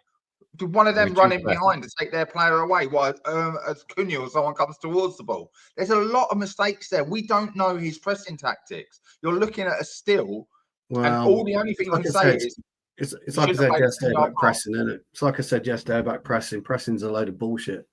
Yeah, if you're not pressed, what you're doing is you're moving toward a mid-low block. That's what they beat us with, was a mid-low block to counter. Okay. So if we don't get pressed, the centre-back has to bring the ball forward, but he has to have runners, has to have movement. Casemiro is staying put. Bruno is staying put. Cunha is now coming towards them not moving. Someone did not do their job in the midfield. So the only option is to ping it over the top. And that's all we did all game. The movement. Nobody's done their job all game, have they? I'm eager to hear your take on this. What's your thought? You've seen the game, you analyzed. Can you tell me? This is in the beginning of the game. I would say it's right after our purple spell. I said 20th minute of the game. Maybe. When they figured it out. When they figured out that, and then we started to hit no man's land. I genuinely don't think that the players understand what the next thing to do when the team changes shape. When they get used to what we're doing and they cut out those lanes. Well, another thing what they did is they squeezed specifically like Arsenal last week. They let Dogu have the ball. Yeah, that was the tactic. They give the space to Dogu. Here in this game, they didn't. Dogu was limited. Diego Dalot went from bad to fucking worse. At least Ahmad had a bit of, can generate from standing still a bit of pace and take people on. I found it, baffling, but I still think it comes back to the balance that we have between Bruno and Casemiro. That's where the issues lie. That's where the issues lie. I do commend one thing for Bruno, that this week actually his heat map was mainly in our own half. And we've talked about that because he's usually everywhere but there. But I did see him mentally, how fragile mentally he is. It was everybody to see. Something was wrong with him from the beginning of the game. He was, shouting and screaming and doing what he does. And even at times, he's so angry, telling people off. I don't know if you remember, somebody caught him with a ball. Yeah. Somebody caught him on the ball, actually. This is after he missed the penalty. Like, his head completely went. And my tweet at halftime was, take him off. Take him off. Yeah. Take him So off. I imagine you made that worse. Yeah. He's not there. And for me, the biggest thing I always think about is, like, as a coach, or you try to win a football game, it's not about the individual. You try to win a football game. And this is what is happening. When you've got a play, and then his admissions, I don't want to personalize it. I don't want to make it about Bruno. But his admission at the end saying that he got triggered by the referee bumping into him. Yeah, I know. And that the referee, that he was so incensed the referee didn't apologize to him. For me, let me know the mental state he's in and the problems he's finding in this position. I think in the Portuguese league, you could play as a number 8 more, maybe as a more forward-thinking number 8. In the Premier League, you have to have eyes at the back of your fucking head, man. And you have to see things quickly. I just think the player's unhappy at the position where he's playing. And I think the team does not know. I don't know if they've been told. But when I look at the bench, I just see the coach looking down, looking away, being frustrated in this body language. And I'm like, yeah, that is not doing great, because there you'd be like, let's do this. Remember, because as coaches, I'm sure as Matt knows, you have, if something's not going the right way, something you planned, right, if that doesn't work, we go to this. You give a signal or you tell something, we go to this. This is what we should go to. The other thing that I did see at times, the opposite movement, somebody coming short, somebody going beyond. I thought at times that worked, but as soon as they figured it out, and that's what made me worry. Because if they can do that to us, what are teams with quality, what are they going to do to us?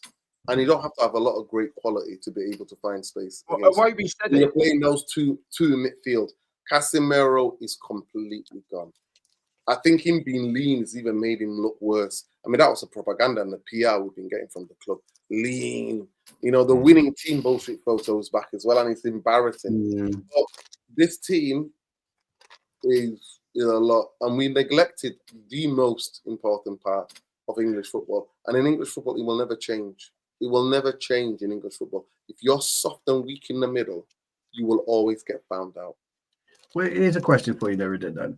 What is it with our current bunch of players that they're inept at understanding basic football?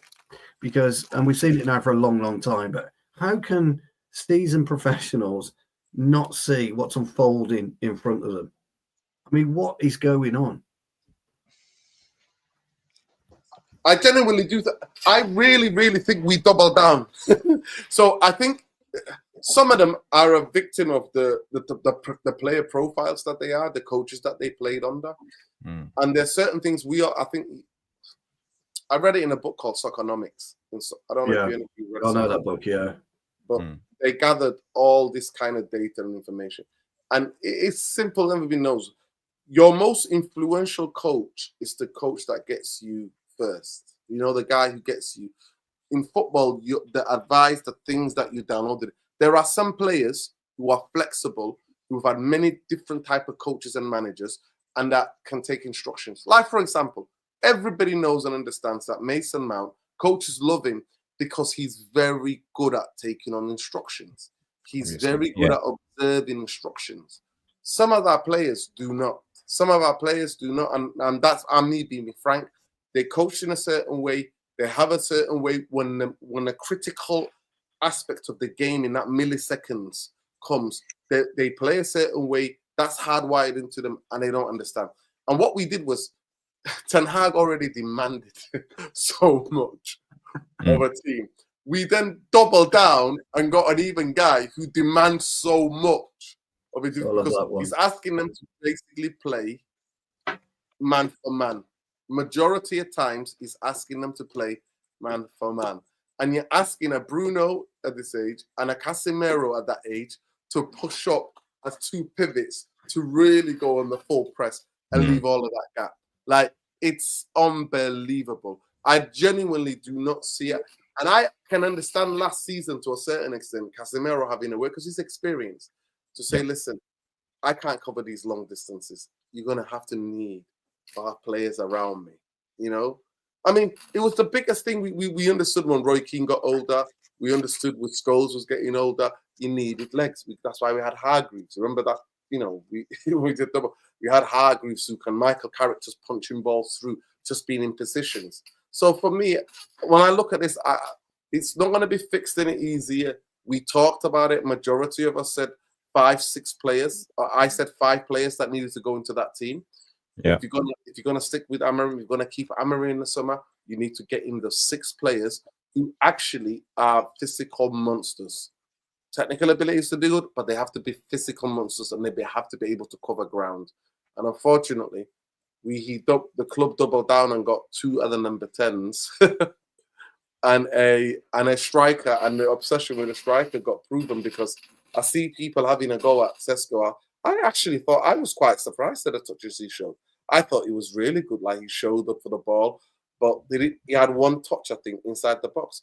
But with strikers, unless you're feeding them, and the way you feed them, when I played football, my coach used to scream at us and say, we're not making chances because we're not winning second balls. We're not winning a first balls. We're not winning our duels in midfield to be able to have the privilege to be able to put attacking structures, attacking moves together to get the team up the pitch, and for us to be able to whip balls in near post, sharp post, cut balls back. That's what we do. And I don't see Manchester United doing that. I thought the flicks in the first 10 minutes, it worked. And we didn't score. And after we didn't score, it's exactly the same thing with Ten Hag. Remember, we'll say, when we're on top, if we don't score, we get deflated. And psychologically, the thing is there as well. And I just couldn't believe what Diego Dalot, like, I don't know if you saw the performance, but I am dumbfounded. In 2025, Manchester United have a player like him, where defensively he's vice captain, Norden. Vice captain. He is defensively chaos, and attacking wise, so inept. It's unbelievable. Mm. Can I just jump in there, Norden? Because you just literally stated something I've been talking about for weeks. Obviously, I've been shouted at for pushing the don't blame Rasmus for not scoring goals, right? And but we have had a fan base that have been singing praise. Yeah, we signed 40-something goals from last season. We're going to score goals now. We still can't create any goals because all of these players actually played a strike, further up the pitch, didn't create. But yet we're all still saying we need a midfielder and we need a goalkeeper. I've said that from the start of the transfer window. They were the most important positions we needed. You're right. We cannot win the ball back in midfield. Jarvis, you put that clip up yesterday about Sander Berge, and I said the midfield should have been higher up in the other half. Yes, Sesko made a mistake, but we win that second or third ball back. This is the biggest mistake we make. We're still not getting players in the box, and when we do, it's a long ball out to a winger, so it still doesn't come in the box. It's the same mistakes. It doesn't matter who the manager is. It's the same mistakes. And what's the coincidence? The same fucking players making those mistakes. We can't cross. There was one where he said, I don't know why Dalot put the ball in the box. He should have given it to Mbeumo, who's a better crosser. So what? We've only got one person who can cross the ball, according to our manager. If you can't cross the ball, valid. Yeah, well, we all agree with it, but then what's he doing on the pitch? Yeah, and strikers, Sesko, 1 touch in the box. I'm sorry, for the last 2 years, our strikers haven't had touches in the box to score goals. Yeah, Rasmus scored 4 goals, but he would have had 9 goals if he had penalties. I think that might change. I think Mbeumo will start delivering better. I think when Sesko plays, I think you'll see him penetrate the box a lot more. I know he's. We didn't give him the ball in the second half. Halfway in the second half. We're not talking about Fulham. We're not talking about Fulham. We're not talking about Fulham. We're talking about in 2 or 3 games' time. I think you'll see. But we're saying we're not passing the ball to these players. We started off doing it, and then all of a sudden, now the players affecting play are being starved of the ball. Yeah, but I'm not talking about now. I'm talking about in 2 or 3 games. I think you'll see a difference. I think you'll see Sesko actually adopt a 9 role rather than a 10 role. He's going to have to be disciplined. Because that third game, City, we got Grimsby, Burnley, City. So he's going to have to be disciplined. He's got to play the 9, and I think you're right, because that will then give not Cunha so much, but definitely Mbeumo, who can cross the ball, is a really good deliverer of a ball. I think you'll see that dynamic will take shape. Can't cross from Amorim's 10 position. Well, the thing is with Mbeumo, if you watch him, he doesn't play a 10, does he? He doesn't play a natural 10. He doesn't play a natural wide 10. He plays. Yeah, he plays 60 yards. He plays within a 60-yard space, really, in Mbeumo. So I think if he plays 20, 25 yards out of it, does a Beckham-type cross, I think that's where you're going to feed Sesko. So I'm not talking deep. I think more in our side. Get the ball whipped in. That's what I'm hoping. Can I just ask the question? So Bassi obviously was physically more stronger than him. I didn't think we give the ball to Mbeumo in the more of advantage because he's more of an inside guy than an outside guy. He likes to come inside. He does on his left. Yeah, on his left. But I'm just thinking, why didn't we slightly tactically just move him just on the other side in between those? We're not allowed to. We need to just go out to that side for a bit. Like, we're not allowed to. And I'm like, why don't you just just that little things just to switch, you know? We're not allowed to. Well, guys, it's a brilliant debate. I have one more clip I want you guys to look at. It's about our defensive play. But first, I want your take on the latest when it comes to Rasmus Højlund. This came out today. Justin Napoli are now in advanced talks with Manchester United over Rasmus Højlund, and loan conditions obligations discussed worth almost 40 million with a loan fee addition. But there was an obligation discussed that was quite interesting, and both teams had an obligation when it comes to this, but it wasn't a permanent transfers until it comes into effect and one team or the other says they want the player. So if United wants Napoli to buy him, they can put in this obligation, and if Napoli wants to buy him, they can activate this obligation. It's very strange. I can't figure my wrap my head around it. So I don't know if any of you can explain it to me. It's if we want him back. Dumb it down. It's if we want him back. So so if we put an obligation in to buy, that means they've got to buy him. Yeah, it's just a counter, but we counter it, as Mark says. If we want him back, we can cancel the obligation to buy. Yeah. Because the fact is, we know he can score goals. He's going to go to Italy. That's how I look at it. Yeah. I could be wrong, but I think that's how trying to buy a striker. If Napoli are trying to take our shit striker to replace Lukaku, to play in the Champions League, to play as defending Serie A champions, he can't be that shit, can he? And the fact United have got to put a thing in there going, well, let's be honest, we never gave many shots. He had a 26% conversion rate from the shots created. You know, the chances we created, he scored 26%, which is higher than Haaland in the Premier League. So if you've got one of the top teams in Europe coming in and taking him, why are we not playing him? I find it really, I don't know what's happened there. And that was AC Milan as well. And not AC Milan came in for him. Someone else came in for him. So that's more people that came in for Gyökeres and more people that came in for Sesko coming in for Rasmus Højlund. It's odd. It is odd. It's something going on. Apparently, I've spoken to a couple of people who are in the know, and they've said he's actually a really good professional. He trains, he listens, he does the extras. He's a big United fan. He wants to improve, and he also understood apparently that yes, him playing all the games wasn't good for him either. He understands that bit. That playing every game it's really getting him down. And that, yeah, he's willing to like be on the bench, come on and you know, be part of a team. But I don't know what the F is going on. No. I just want to before we continue the Rasmus debate, I just want to say hi to Jonathan Liljenberg coming in with a super chat, coming in and say hi, legends, with the 20 Swedish kron. Big up, Jonathan. Thank you, my good old friend, supporting the Tactical Devils community and channel. You know, we do this almost for free, and mostly it's expenses, but what you guys can contribute, it really helps out.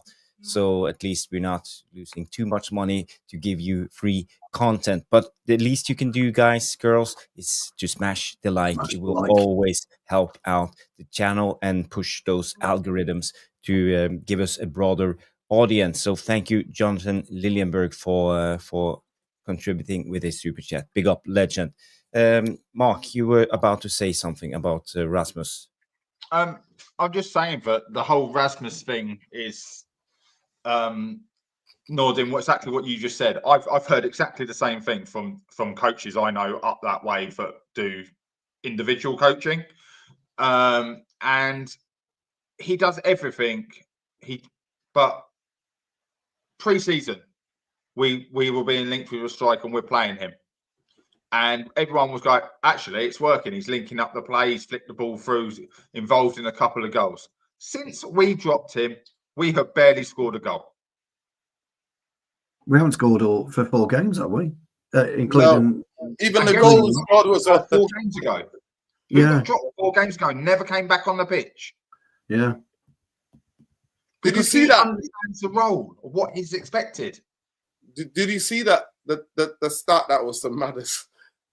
Our best passer, creative player in the last 2 games is Bayern here.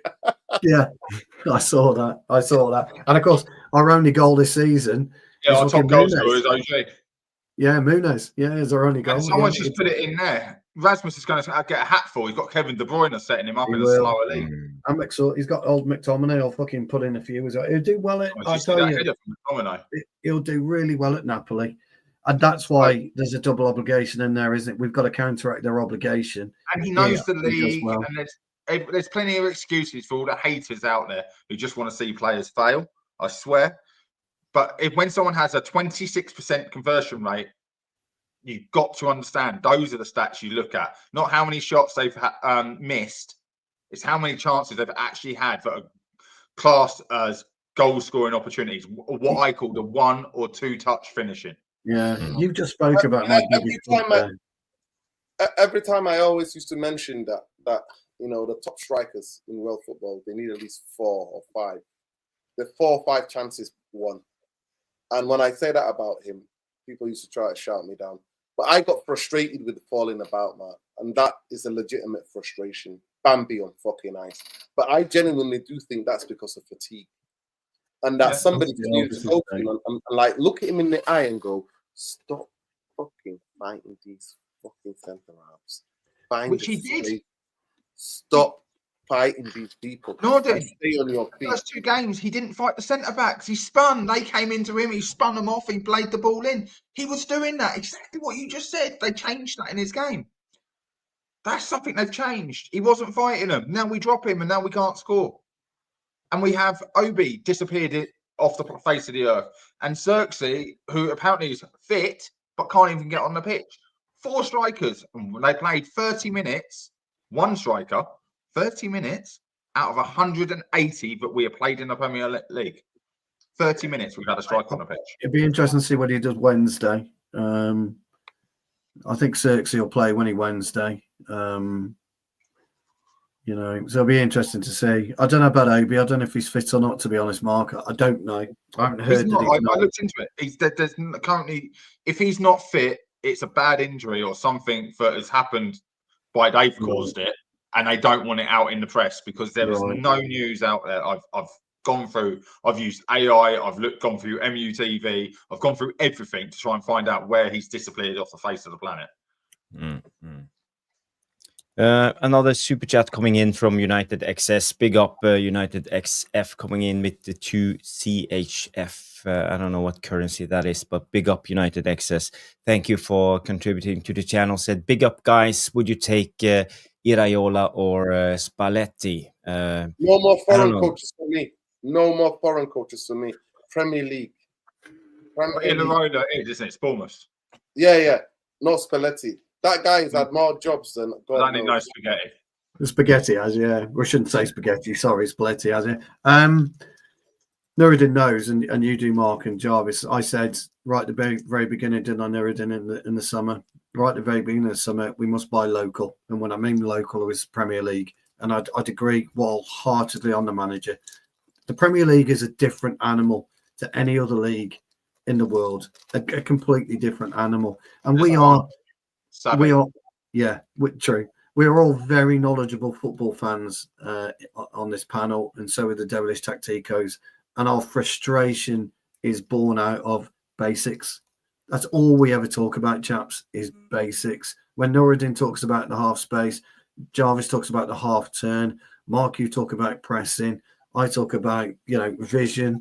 It's all basic football. Everything we were taught when we were 8 years old, 9 years old, 10 years old, where to position yourself, where to run to, when to stop.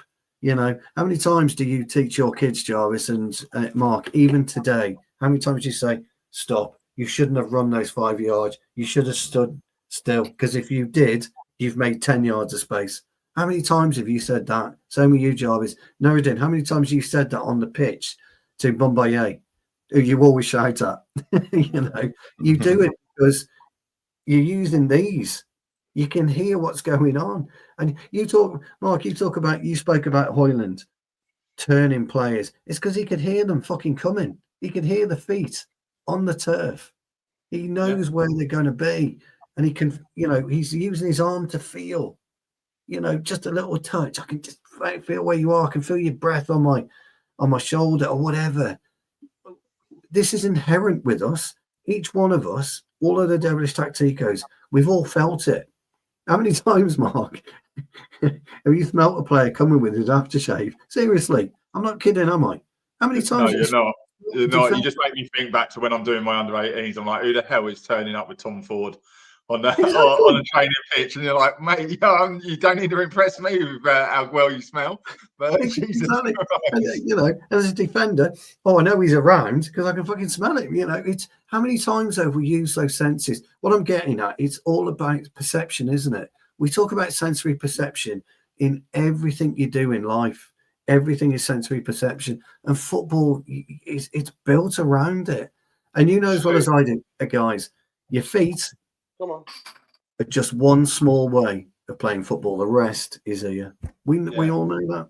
I will tell you, there's been in Jarvis, you might not be aware of this. I hope your football with your young kids, they don't think this. There's been a mass change in English football where when we grew up, I wanted to be a striker. Someone wanted to be a goalkeeper. Now, when I done for the last 2 years for our 18s, the most common position put down on the piece of paper, can you guess what it was? Flanks. No. Inverted. No? No. Number 10? Number 10.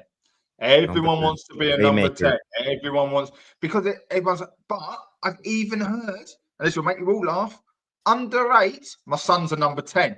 There's only fucking 4 kids on the pitch, mate. What are you about? There's only 4 kids. There ain't no number 10. You know what, man? Actually, you know what? That gives me hope because I used to love the great number 10s when I was a kid, in the 90s. Like the number 10s that existed in world football, every country had one. And I actually think those people who played just with the feeling, they were poets on the football pitch, painters on the football pitch. I miss that. I hate this robotic football, genuinely. Yeah. So I'm glad that maybe youngsters want to be the number 10, want to be the creative. Yeah, but this is why we don't have strikers. Because the number 10 when I grew up was Mark Hughes. Yes. Right? Yeah, he was. Yeah. The number 10 now for my son growing up, or 10 position, not number on the shirt, because yes, it is Cunha, but the 10 position is a Bruno Fernandes. So Man City would have been.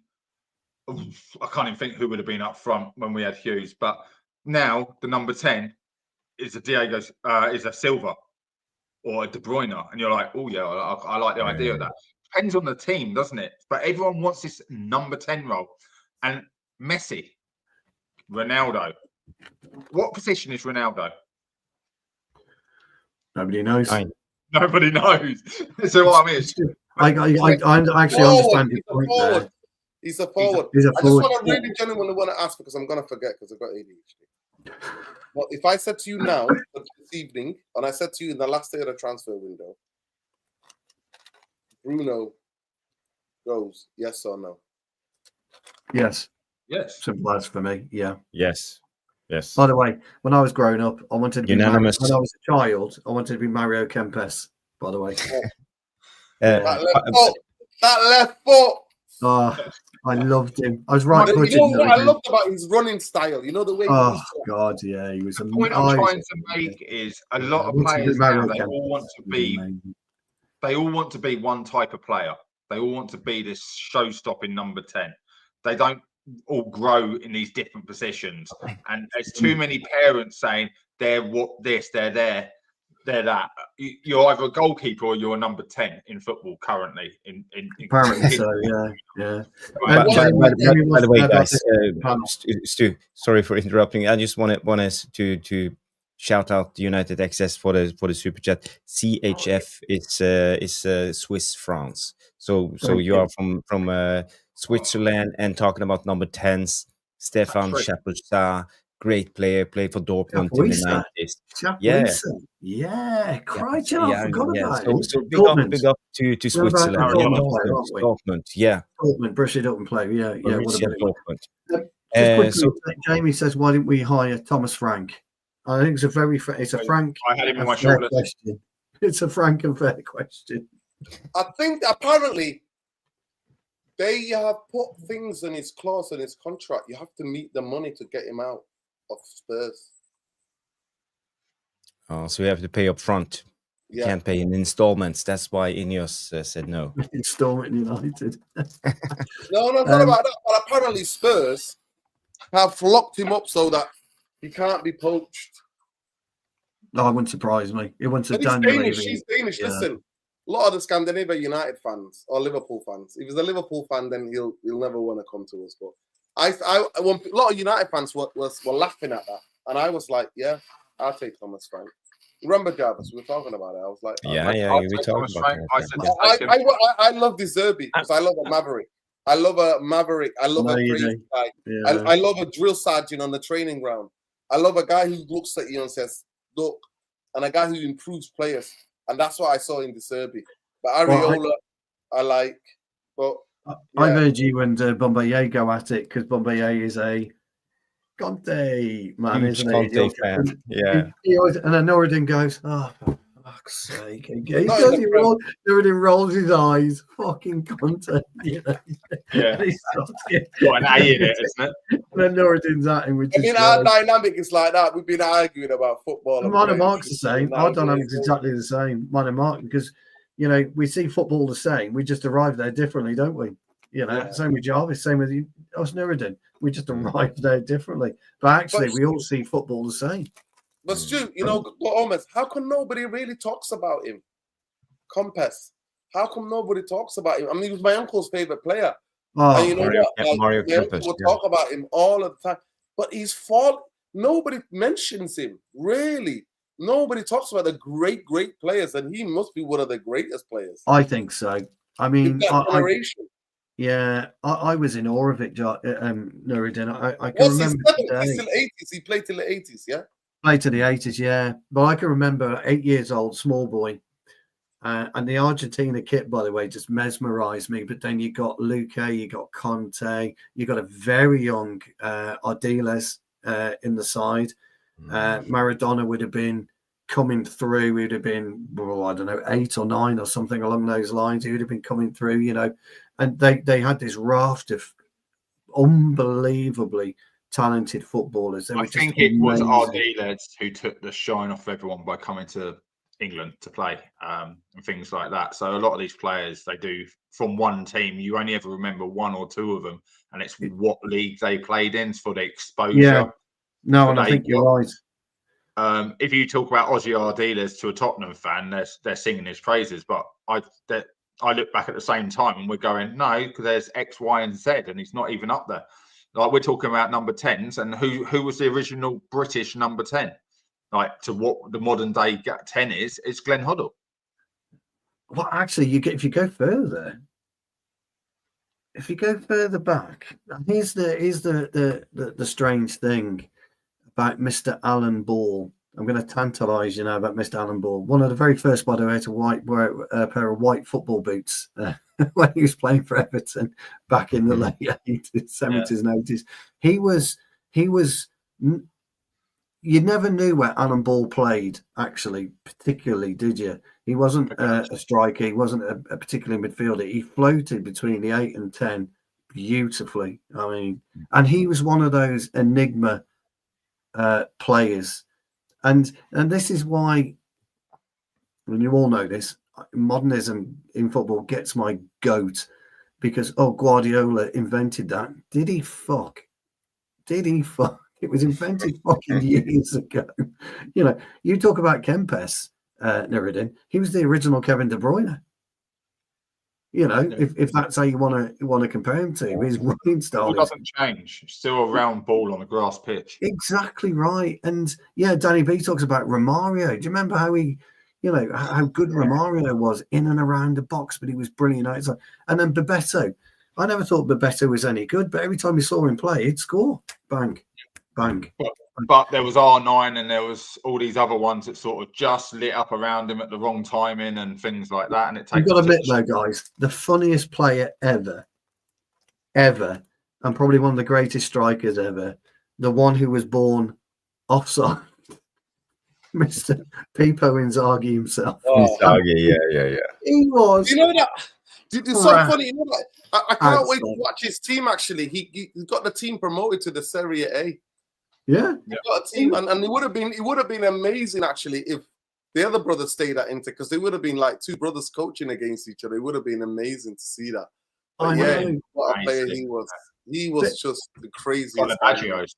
But he was rubbish outside the goal, but inside the 18-yard box, hell. Anything around the 6 yards all day. Yeah, 6 yards all day long. Fergie said, didn't he?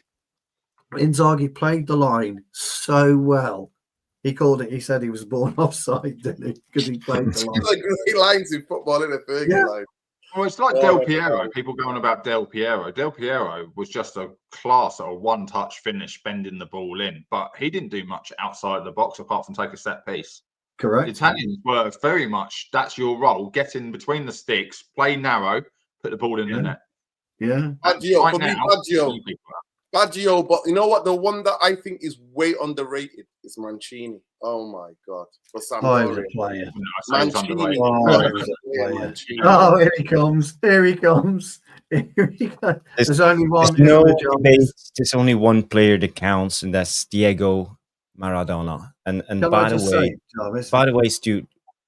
Brilliant. Yes, I bought the shirt for my son. He wanted the Maradona shirt because we have been looking at YouTube compilations, because he was talking about R7, R9. You're talking about Yamal, and I said, there's no one above Maradona. Look at him. And we watched YouTube compilations over and over and over again, and he's a big fan. He loves. I hope you haven't brainwashed him. You have shown him Pele as well, and let him draw a fair. No. And by the way, this is from today's game. I don't know if you can see it. It's just a short Snapchat. Are we analysing this?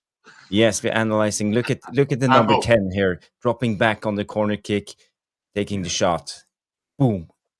Well, unfortunately, it was outside the goal. But, he plays with the number 10, and this is the future of football. And this is what makes me sane, in all of this madness with Man United. This is what football is all about. Just play back, gentlemen. Watch young Philip and watch what he does here with the ball. One touch. It's the turn. It's not anything he did with the ball with his feet. It's the tightness of his turn. Coached by, see what I mean? How he at the tightness of the turn there, bang. He told the other players to leave it. Yeah, absolutely perfect. Now, Jarvis, you got to say something to your number 11. No tracksuit trousers, no leggings. Come on, that's not allowed. It's not even that cold. It's not allowed, Jarvis. Tell him the lads say, the devilish tacticos say, no tracksuit bottoms, no thing. But what's interesting about that, they defended the corner brilliantly well. And Mark, I was expecting you to pick that up. They defended almost in a line, bless them. The Blues, almost in a line, not quite. And that's not a line. We call that bumblebee football. They saw the ball come out and they came flying out in a block. It was absolutely brilliant. Absolutely brilliant. But by the way, Batman, he's not right-footed, he's two-footed. It's just about 2 feet. You know, I asked him, what do you prefer to shoot with? I don't mind. You know, I can do better at both. So, Mr. Bean knows me too well. Jarvis, is that the old way of kicking the ball with his left foot, right foot, right foot on the wall? I used to play a game with myself. When I tried out, people are like, are you left-footed? Because my knee surgeries and my knee gave up was on my right. So my left foot, so being on the ball on my left foot became a big thing. You know, I was scared sometimes of and what I used to play a game with myself is that me with a ball against the wall, and I would give myself 5 chances. If I touched it, if I touched it with my right foot, only 5 times I was allowed per game. So I had to beat myself. So I was only allowed 5 touches where it wasn't with my left foot, and then I had to start a new game. So constantly, like outside of the boot, inside of the boot, letting it bounce, kicking it, trying to volley it. And it was the awkward. I'll never forget how awkward it was because I had to change my whole body, my whole kind of all the something about that, my hip movement, just to get that. And then boom. And now, honestly, sometimes even playing in the pack a little bit, I receive it. The ball comes on my left foot and I'm blagging it. And then I come in with right, then I shoot. And people ask me, what foot are you? I'm like, 5, I guess. Footed. I did something very similar in my back garden with a wall. But I was thinking about this the other day, actually. I was doing something. I was listening to some music and it popped in my brain. And it's probably because of my experience with my son, Jake. He's 24. He's a fabulous player, but he doesn't want to play anymore because he discovered beer and women. That's life, you know, you do. But anyway, what's interesting is when you look at Philip, and Philip's a great example now. I don't know how, have you got kids, Mark? I don't know how young they are, but Philip's a great example because he's 8 years old and he's torn between FIFA or whatever it's called now, the Xbox or the PS5 or whatever it is. Whereas us guys, we were outside. We're outside. You get in from school at 4 o'clock, your bag's in, you've got to have a shower later. I'm going out, you get your Casey ball, which we used to call it, which was absolutely, guys, if you're old, you'll know this, the Casey ball. Yeah, you used to get a lovely brand new one, and about a week later, it's absolutely torn apart. Yeah. Torn apart. But you would play with anything. And you would, so what we did, we had a little piece of grass behind our houses. So we're on a cul-de-sac. There's a piece of grass behind our houses. And we, the council wouldn't put goalposts up for us. But eventually we got our parents to write. And they gave us the crappiest little 5-a-side goals you've ever seen. So we went up. We got white paint off our parents. We painted the goalposts.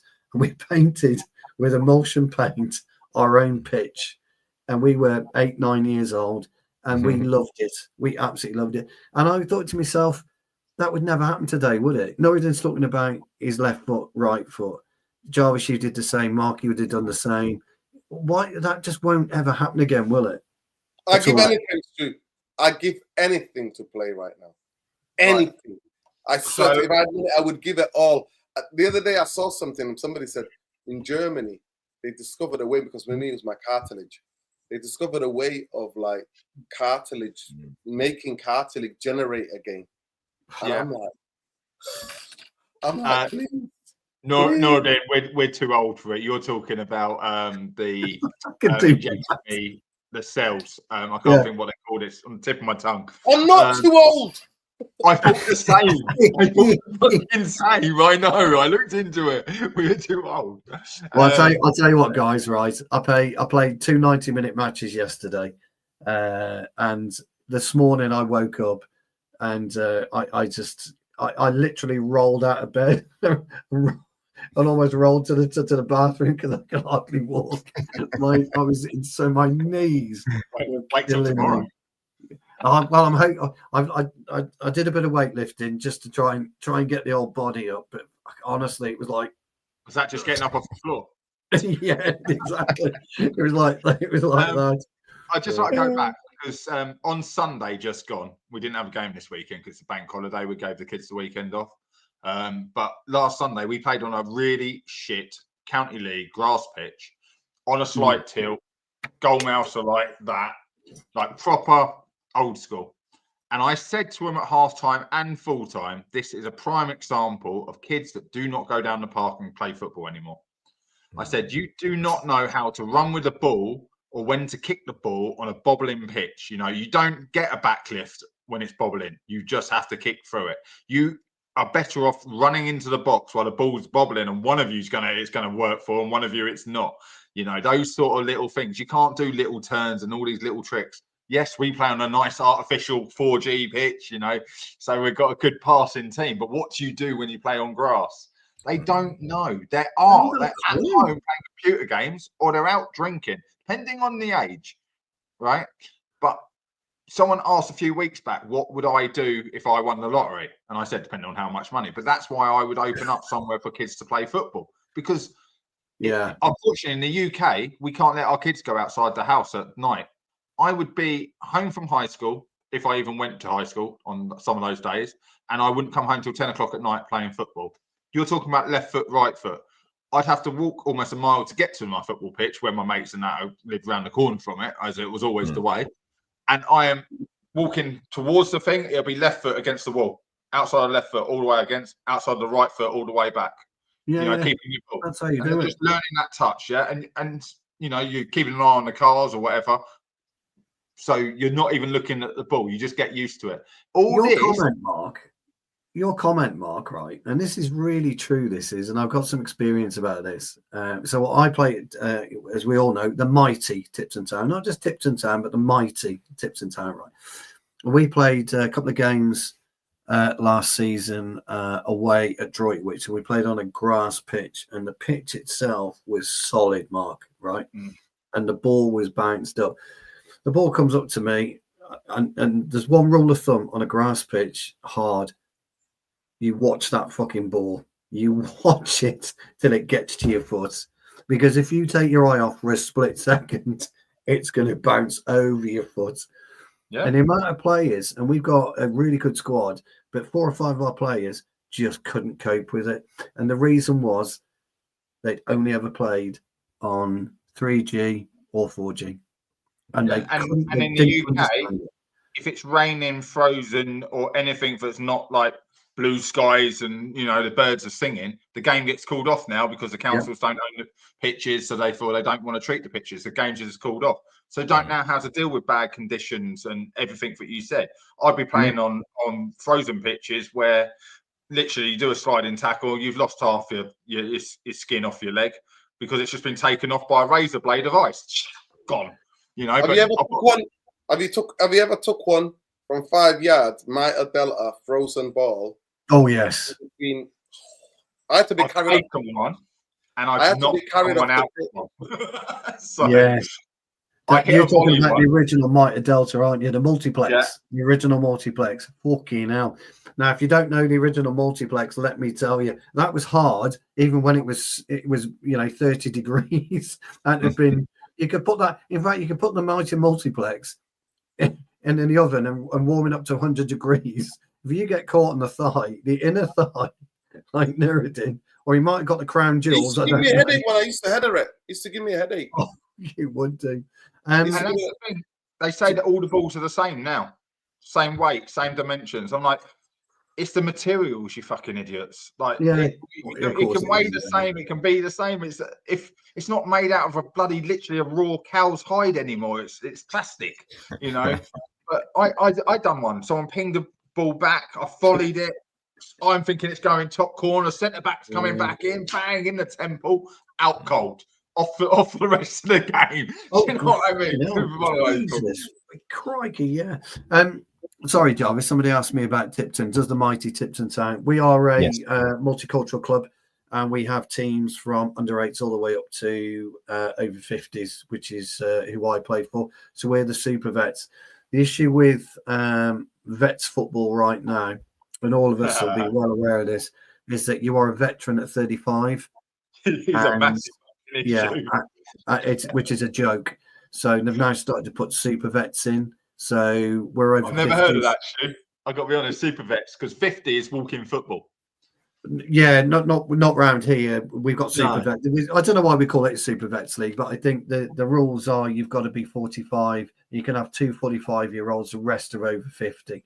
We had a team win the league, didn't lose a game. They were still playing county league football. Saturday, and they're turning up on a Sunday in a vets league, and they're just like, they're like, hell. Well, I retired at the West Midlands Premier League, West Midlands Prem at 47. That was my last game, and I played out at Bewdley Town away. Let me tell you, it was a Saturday afternoon. Beautiful day, beautiful day, and they've got like a river, so they've got the stadium, and then they've got like a river to the side of it. And I remember having a pint. I'd only played 45 minutes, to be fair, because my knees were really giving me, and I couldn't keep up with 30-year-old who I was marking. Who got long hair, by the way, Mark? So I did pull his hair maybe once or twice. Did you have pink boots? Maybe 3 times. But I remember having my last beer, sitting on the veranda, and thinking, "Wow, what a career!" And then I carried on playing with the lads on a Wednesday and a Monday, and then I got a call to go to Tipton, and I think I've been selected for the Worcester over 50s as well. So I'm just waiting to hear that. So I think I've been selected for that, and then we go all up and down the country to play different counties. So I just love it. I can't quit. Somebody asked me the other day, "What would you do if you quit?" And I would. I just wouldn't know what to do. My answer when someone I get asked that question, I said I'll be dead. Depression will set in. Well, it does. I understand. That's why I coach you. I stop it from setting in. Last Thursday, we did a training session. Not many players, like I say, because we didn't have a game this weekend, and some people were away. GCSE results came out on a Thursday, and I went and did a training drill, and I'm playing centre back. That's why I laugh when you said about me playing centre back, and I'm just talking through players where they need to be. Yeah. And I tell you what, I loved it. I loved it. I've got to try not to clatter someone going up for a ball because they were doing crossing practice. I was like, I promise you, I won't hit him. I won't slash into him. And I'm like, what are you doing? Go through me.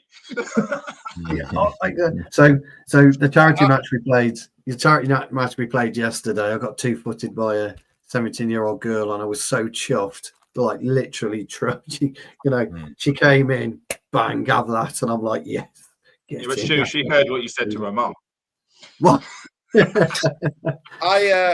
I can't play like. There's only one way or mode of playing. People are like, play to win. Gentle, play a bit gentle. Don't get involved in too much. Everything's auto. Everything's auto. And when I was like 13, 14, we would bribe the guy at Pitts, if you know Manchester, behind the Apollo. That's where we used to play. So in the summertime, they used to shut it down at 10 o'clock. We would go to get beers for him, bribe him with beers, the security guard. He'll switch the floodlights back on. We'll jump over, play there till about 1 o'clock, 2 o'clock. 2 o'clock in the morning. People are like, where have you come from? We'll see clubbers coming back, and we're like carrying the balls and just chatting, and people are looking at us. Where have you been? And people are like, I've just been playing football. 2 o'clock. Would you even try and do it like when they turn them on playing the dark? I used to play an hour before school. Always look messy in photos in primary school, high school, and college. I used to play an hour before they would start. I would be so excited to get a couple of the lads around, 2 against 2, 3 against 2, or even long shots. Big up Marcus Bousquet at the age of 10, 9. be like 7 o'clock in the morning. We used to climb over. The school was still closed. Climb over, long shot, an hour before kickoff, before we had to go on registration. And then I'll play after Dedication. school. And then I'll play at break time. And then I'll play after school. Story. Then I'll keep playing. And then I'll keep playing as long as there was a game about. Floodlights. We used to have a street in Rusholme in Manchester. The blue place was one of the goals. The other place was luckily we had a street light that was just there. And the neighbours used to come out and go, what the F is going on? What are you doing? Yeah. What's all this screaming? And we would complain, that did not go in. That didn't go in. What do you mean? That didn't go in. Do you know what? Do you know what you don't hear today? You know, you talk about that, right? When we were young, again, back in the day, you'd be able to go off on your bike, wouldn't you? You know, your parents would just let you do whatever you wanted, really. Make sure you're back in for tea at a certain time. But I don't know what it's like with you guys, but certainly with my era, if we could ever find a set of goals with nets on, it was like winning the World Cup. Yeah. It was like winning the World Cup. And we used to ride down to the local army base because they used to have pitches with nets on. And we always used to go in, you can't score in an empty goal because if you can't score in an empty, you know, and all that kind of stuff, it doesn't count. And we just felt, I can't describe it, like professional footballers because we're actually playing with nets. You know, on a Saturday afternoon or whatever. It was unbelievable. Dude, that is so true. So I said to you, they don't go down parks and play football anymore, right? They don't. There's a comment here, but Jules Solskjaer. Well, I'm going to call you Solskjaer. It might not be the same spelling, but I couldn't tell you. That's literally what me and two of my best mates used to do. We'd play football on the Saturday round my house. Got a game Sunday morning. We would be on the PlayStation watching a film, sleep for about 2 hours, get up, go play football on a Sunday morning. And literally, those are the days when you need no sleep. But you said there's no nets. Yeah. Right? So what was something you could do if you were serious about football and there's no nets? Well, you practice your accuracy, hitting the crossbar, hitting the post, you play free bar, something like that, and you could go either side of the goal, you know. So nowadays, if there's no nets, they don't even bother playing. And it's a well-reported fact in FA coaching, they even teach you now that players of most ages don't watch football. They play. Everyone's turned into a Ben White. Yeah. They play football themselves. They won't go watch football. I've always said, I hate these people say you're not a real fan. You don't go to games. No, you're right. I'm too busy actually playing the game. Playing the game. Yeah. No, exactly. You know what I mean? So I'm not a fan of football. That's not true. But kids, they don't watch football. How often will you love it when your kids sit down with you, even now, to watch a game of football? But the chances are they want to go on a computer and play that rather than watching a game. Play SC or whatever it is, yeah. That's up to like 18, 19, 20, 21. They're not watching the other games, so they're never learning. They just turn up to train and do what they're told to train it. Yeah, that's a problem. It's a problem. I'm back in the. I know we've got to. I'm just going to address some of the comments because there were so many brilliant comments. Just want to read this one out from Jules. Late teens, me and some mates stayed up on the PlayStation till 5 a.m. and went to the local pitch and had a kickabout at the sunrise. The surface was perfect with dew, early morning sun. Great times. We all been there. And by the way, guys, you talk about nets in goal, you know, even playing with a goal, that's luxury. As someone said, used jumpers as goal posts. Yeah, jumpers, You don't need a goal. What's the weirdest thing you use for goals? Bikes. Amazing. Tyrone. The back of bikes. We did bites. I remember I really hurt my elbow and broke somebody's spokes because I landed on his. Well, I remember someone's dad's coming down. That's your new fucking bike. What are you doing? Brilliant. And then me thinking his shot and she's gone bang off the bike, flip the bike over. Oh, that's fucking quality. That is. Yeah. That's umbrellas. You know what? Those days were a different planet, different world. Anyone use cricket stumps? We used to use cricket stumps. Yeah. On that occasion. Yeah. Yeah, cricket bat. We actually sometimes we would use like we used to love like ping pong. So ping pong, the bag for ping pong and the ping pongs like just to keep it like crazy. Coats. We were terrible. We'd go in a park and use the swing. bags. Wind the swing up and go play between the swings. Oh God, yeah, we've done that. Yeah, we've done that. Yeah. It's probably one of the most oversized goals I've ever played in. But yeah, especially if there's 3 or 4. Yeah, absolutely. Yeah, the only thing that both of you, I don't want to make assumptions, but both you live in like more like small towns. Am I right? Yeah, we're a bit smaller. Yeah. So in Manchester, inner city Manchester, there's hardly any places to play anymore. There's not like the fields. Oh, Jesus. Have you got cages? They put like they don't even put cage like now. You have to pay.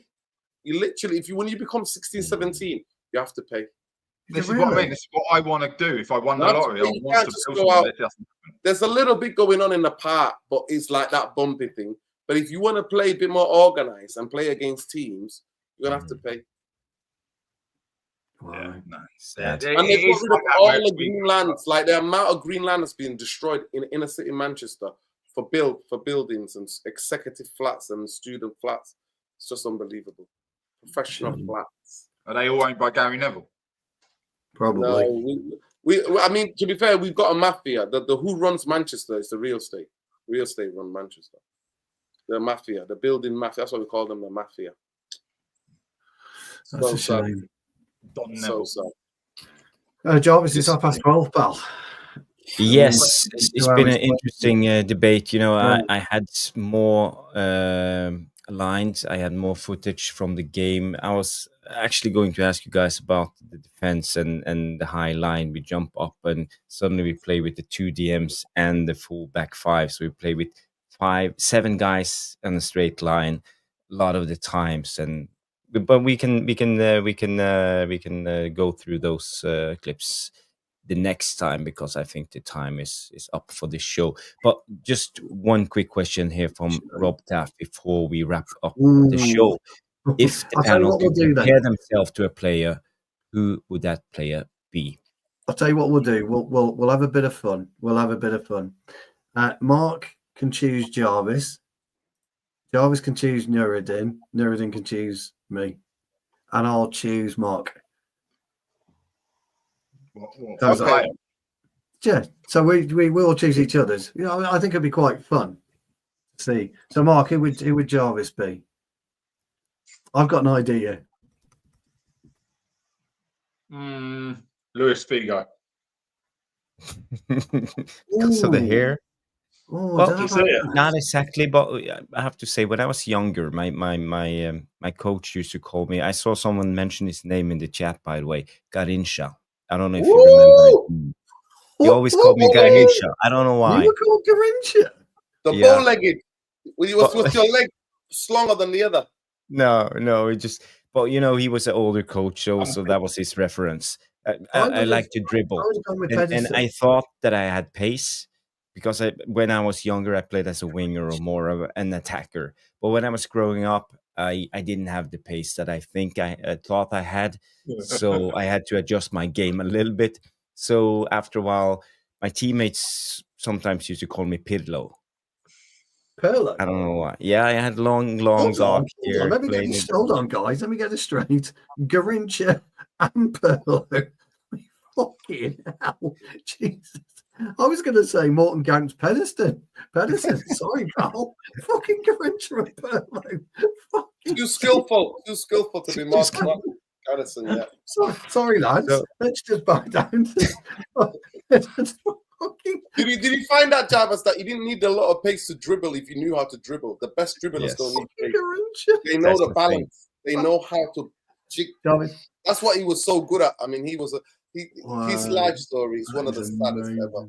I'm not taking the piss, Jarvis, by the way. I think that those, wow, to be called those two is wow. Fucking. I like that one from Tyrone. By the way, look at his picture. It's me, long black hair. It looks like Yari Lippman in the center of the pitch. It does look like Lippman. Look at the physicality on the shirt. I think what they've done, they've made the number 10 small so Jarvis look bigger. Are you on the halfway line there, Jarvis? Are you on the halfway line? You're about to receive the ball on the halfway line.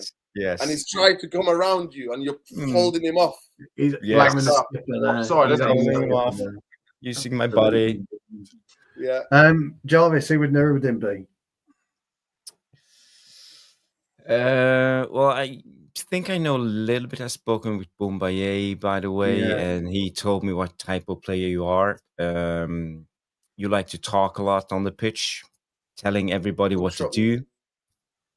And I think you have the switch on and off. So when you're on the pitch, you give everything. There's no prisoners. So like the Roy Keane type, Patrick Vieira type of player, I would reckon. Yeah, I had stamina. I could go up and You're down. always saying it. I had stamina. Don't look at the chat. Don't No, know. Bruno. No, I was not like Bruno. No, I would talk to say positions. Guys, what are we doing? What are we doing? I would not let anybody get away with slackiness.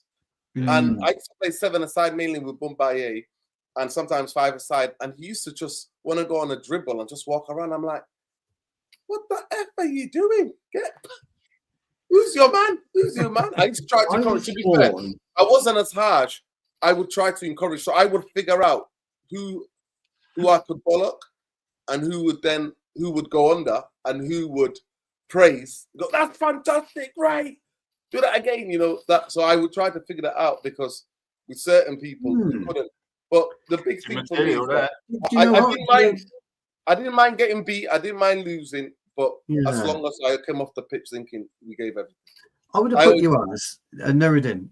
From when we've spoken and you've described the game, it's my surprise, by the way. I'd have put you more of a, if you remember, David Rocastle type player. Yeah, what a player. Rocky Rocastle. That's how I imagined you. To be, because he could tackle very closely. But he was great, wasn't he? Yeah, may he rest in peace. What a player he was. Yeah. Brilliant. But I got more pleasure setting goals up than scoring them. That was the difference. I had a decent long shot, but the path, like I would dream about it the day before the game, and I'd be like, okay, I need to get the ball between. And I remember my friend Johnny used to play school with him, and I used to play Saturday Sunday league, and I was like, Johnny, just clip it or whip it around, and just for him to run into. Bang, bang. And I used to get so much joy from setting a goal up in midfield, punching ball through the lines. But yeah, that's why I think Steve Bruce or Pallister. That's the first thing that came to my mind. Steve Bruce or Pallister. No nonsense.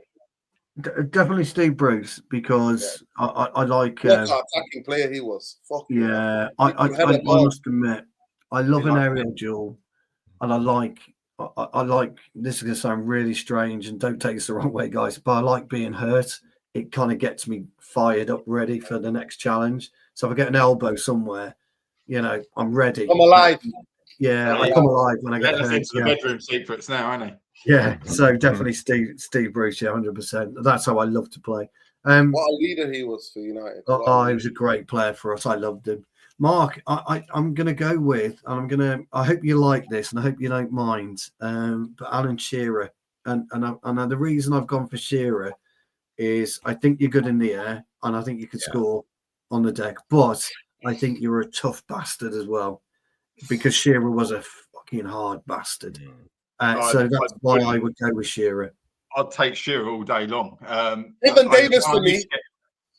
I always used to get referred to as rude when I was Were you more rude? Were you? Yeah, that's what they used to say to me. And that's just because he had a bit more pace to run him while dribbling with the ball and behind. But if it was me, I modelled my game on Mark Hughes. So, well, he was hard though, wasn't he? He was hard, yeah. He's the reason why I support United. Mark Hughes, my hero. Mark Hughes and Eric Cantona. If you can mix those two together, mate, for me, that is the legend. Hold on. So we got Mark Hughes here. And Cantona, we got fucking Garincha and Perlo. What fucking there? And poor me and Nuruddin, Rocky Rocastle. What a player, though. Hang on, you referred to him as Roy Keane or Patrick Vieira. No, that was, Vieira. That's what I that said was before. There was Patrick Vieira. There was me playing in the lowest tier of non-professional football in this country. I used to sweat so much that actually sometimes the sweat would come down, and then I used to wear something. And my coach used to call me Eric Young because, you know, the guy used to have that, used to play with a band. Remember, I don't know what team he played for. Remember the tall, was his name Eric Young or something like that? Eric Young, the Palace, Crystal Palace defender. Because I used to wear some of that band to absorb the sweat because I sweat so much. I'd love to. And then if the sweat got into my eyes, I couldn't see sometimes. Did you have, and I mean this politely, did you have hair at the time? Yeah, I would put the band on sometimes because I would sweat so much. If you got a picture of that, I'd love to fucking see that. That'd be absolutely brilliant. Woodhouse Park in Wivenshaw. That's who I used to play for. Woodhouse Park. Fergie came to give us the end of the season. He did. That's the one. Dan Page just said it. Dion Dublin. He broke Dion Dublin's leg. Oh, yeah, here we go, lads. Go on, Jarvis. You can read that one. No, listen, definitely, we're deluded, but deluded. I was about to say deluded. Well, as most footballs, I discovered beer and women. So that's that was the downfall of the career. Injuries discovered me. Yeah, and I gave up because of my daughter. So yeah. Yeah. What's my excuse then? Because I'm still playing. So that's a luxury, honestly, Stu. That is a luxury. Yeah, that is a luxury, mate. Honestly, big up to you, man, for still having that. Really, I will give anything to play. Everything. Oh, I do. I'd be honest with you guys, and I genuinely mean this. Every time I go out, get in the car to go to football, I feel blessed. I really do. I feel blessed. So you know what? I would give anything just to play five-a-side. I don't get injured at five-a-side. I would give everything. Northern, can your knee not take it at all? No, but that's what I'm saying to you. Like, I gave up 11-a-side. I gave up 11-a-side about 17, 18 years ago now. Because the doctor was like, by the time you're 40, you might be in a wheelchair because... It's true. Yeah. It's true. No. You know what? They told me the same thing. No, they told me the same thing. You'll never play football again. I got signed off 3 months earlier. I was like, I ain't fucking having that, but I would never play here, but I will play football. Do you know what I mean? I will come down. But I started playing five-a-side and I stopped because I couldn't get out of my head, like, these idiots, the tackles they're going in for now, coming in behind you. I'm like, it only takes, because of the artificial grass and that, a little twerk turn, and they went, you're never going to have that operation again once it's been done. So it's true that is, pal. I remember when I did coach. If you can't play, coach. I remember when I did my quad. I don't know if any of you guys have done your quad, but I tell you, I've never experienced pain like it. And I know you had a really bad injury, Mark. I know you did, and we're not taking away from that. But I've never pain like it on my quad. And I did mine at 48, so I retired at 47. I did my quad at 48, and I remember going to the physio. And by the way, it was a dads v lads game, and I was chasing an 18-year-old, so that wasn't very smart for me. Yeah, but anyway, you still think you can do it. But I remember I went to the Wolves physio, and he was saying to me, he said, "Look, you've got really, really lucky because my fibers knitted together properly, and so I was only out for 12 weeks." But it still worries me now. It still bothers me now. But I'm, 55 now, so I'm 7 years out from that injury. My only other one was my broken arm. So I've been really, really lucky. But my thoughts are, if I can't walk and I'm 80, do you need to walk when you're 80? So I can still play. Had kids. That's what the kids are there for. Move you from A to B. The scooters. I can see Stu. Can you imagine me, the scooter, driving up on my scooter from the changing room to the pitch? I tried coaching. I tried coaching. I got my level 1 and 2, and I tried coaching. I couldn't have the same feeling. It actually made me even more depressed that I couldn't play. What age did you? Sorry about time. I was just helping out. I still help out sometimes on my friend's Sunday league team. Yeah, that's the thing. You've got to find the right place. I went in to help kids. I do under 18s, and I don't really want to move away from that. because adults are a pain in the arse. You can't teach them jack shit. They think they know everything. No, you and can't. it goes to the higher level. But 18s, preparing them for actual battle. That's the way I see it. I'm taking you from off of your mum's tip into the men's world. Okay. And that's the best way of putting it. And I can't tell you. We still get them going, oh, I forgot my boots. I forgot. I'm like, you're fucking 18. No. Do you know what I mean? Like, I'm back off. Just going to ring my mum. Why are we getting a message from your mum that you're going to be late? I'm like, no, this can't happen. And and you try and just lay out the steps of what's going to happen from 18 and you turn 19. When you step onto that pitch with these blokes, or you step into a bloke's changing room, the fines that come in, the verbal abuse you're going to get. You know, Mark, it doesn't change, pal. Last season, game 3, we're away in Tewkesbury, and this bloke comes in. Oh, I've left my shin pads at home.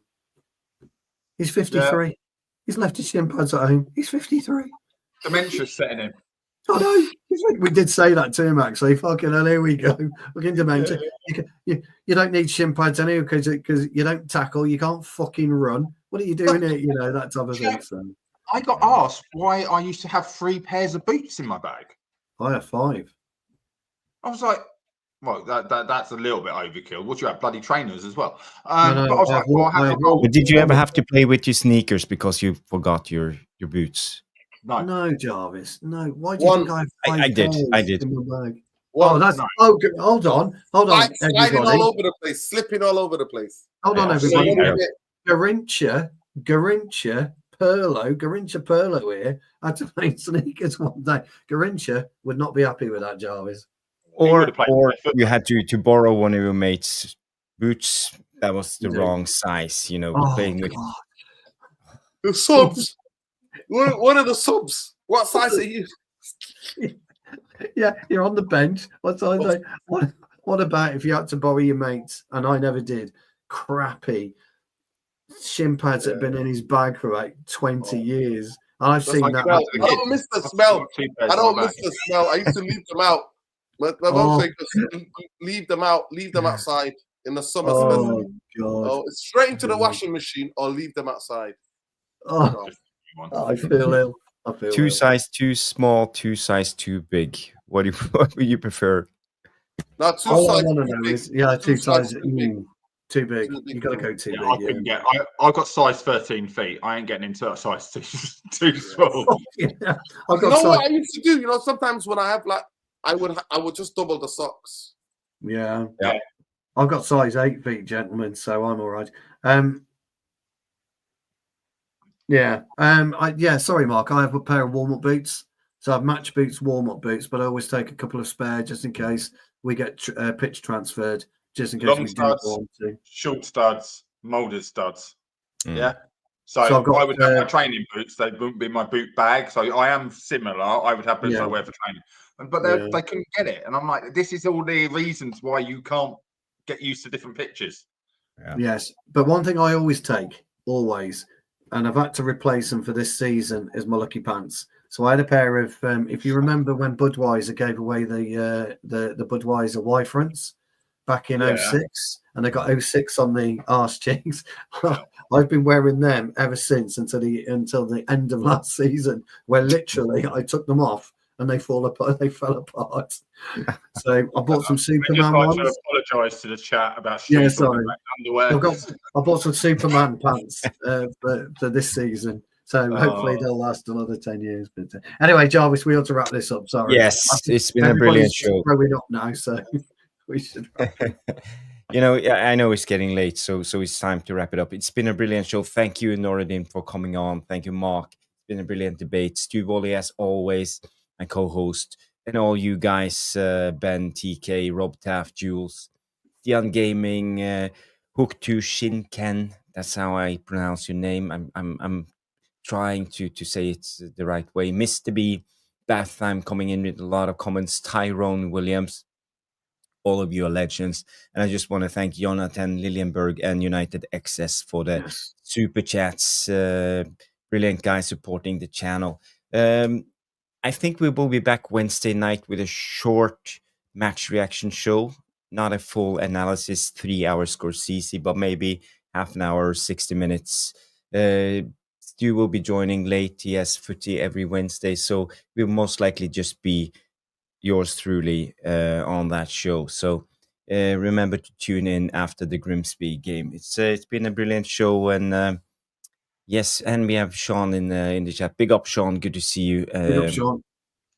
Jonathan Lilienberg, Tyrone. Thank you, guys. Enjoyed it. Yes, I hope you enjoyed it, Tyrone and Jonathan Lilienberg coming in with the big up, and TK with a comment. Remember, you guys crossing the 1K sub now at approaching 1.5. Well done. Yes. So if this is your first time on the Tactical Devils experience, please subscribe to the channel, hit that bell to get your notifications, and subscribe to the channel. It's been a great show. Thank you, everybody, for tuning in. Remember to go subscribe to United Real Therapy, Nordin, and Balls Out podcast with Mark Langridge.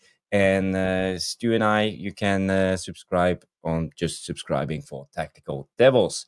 So big up, guys. Have a good one, and we will see you on the next. Have a good night. Bye-bye.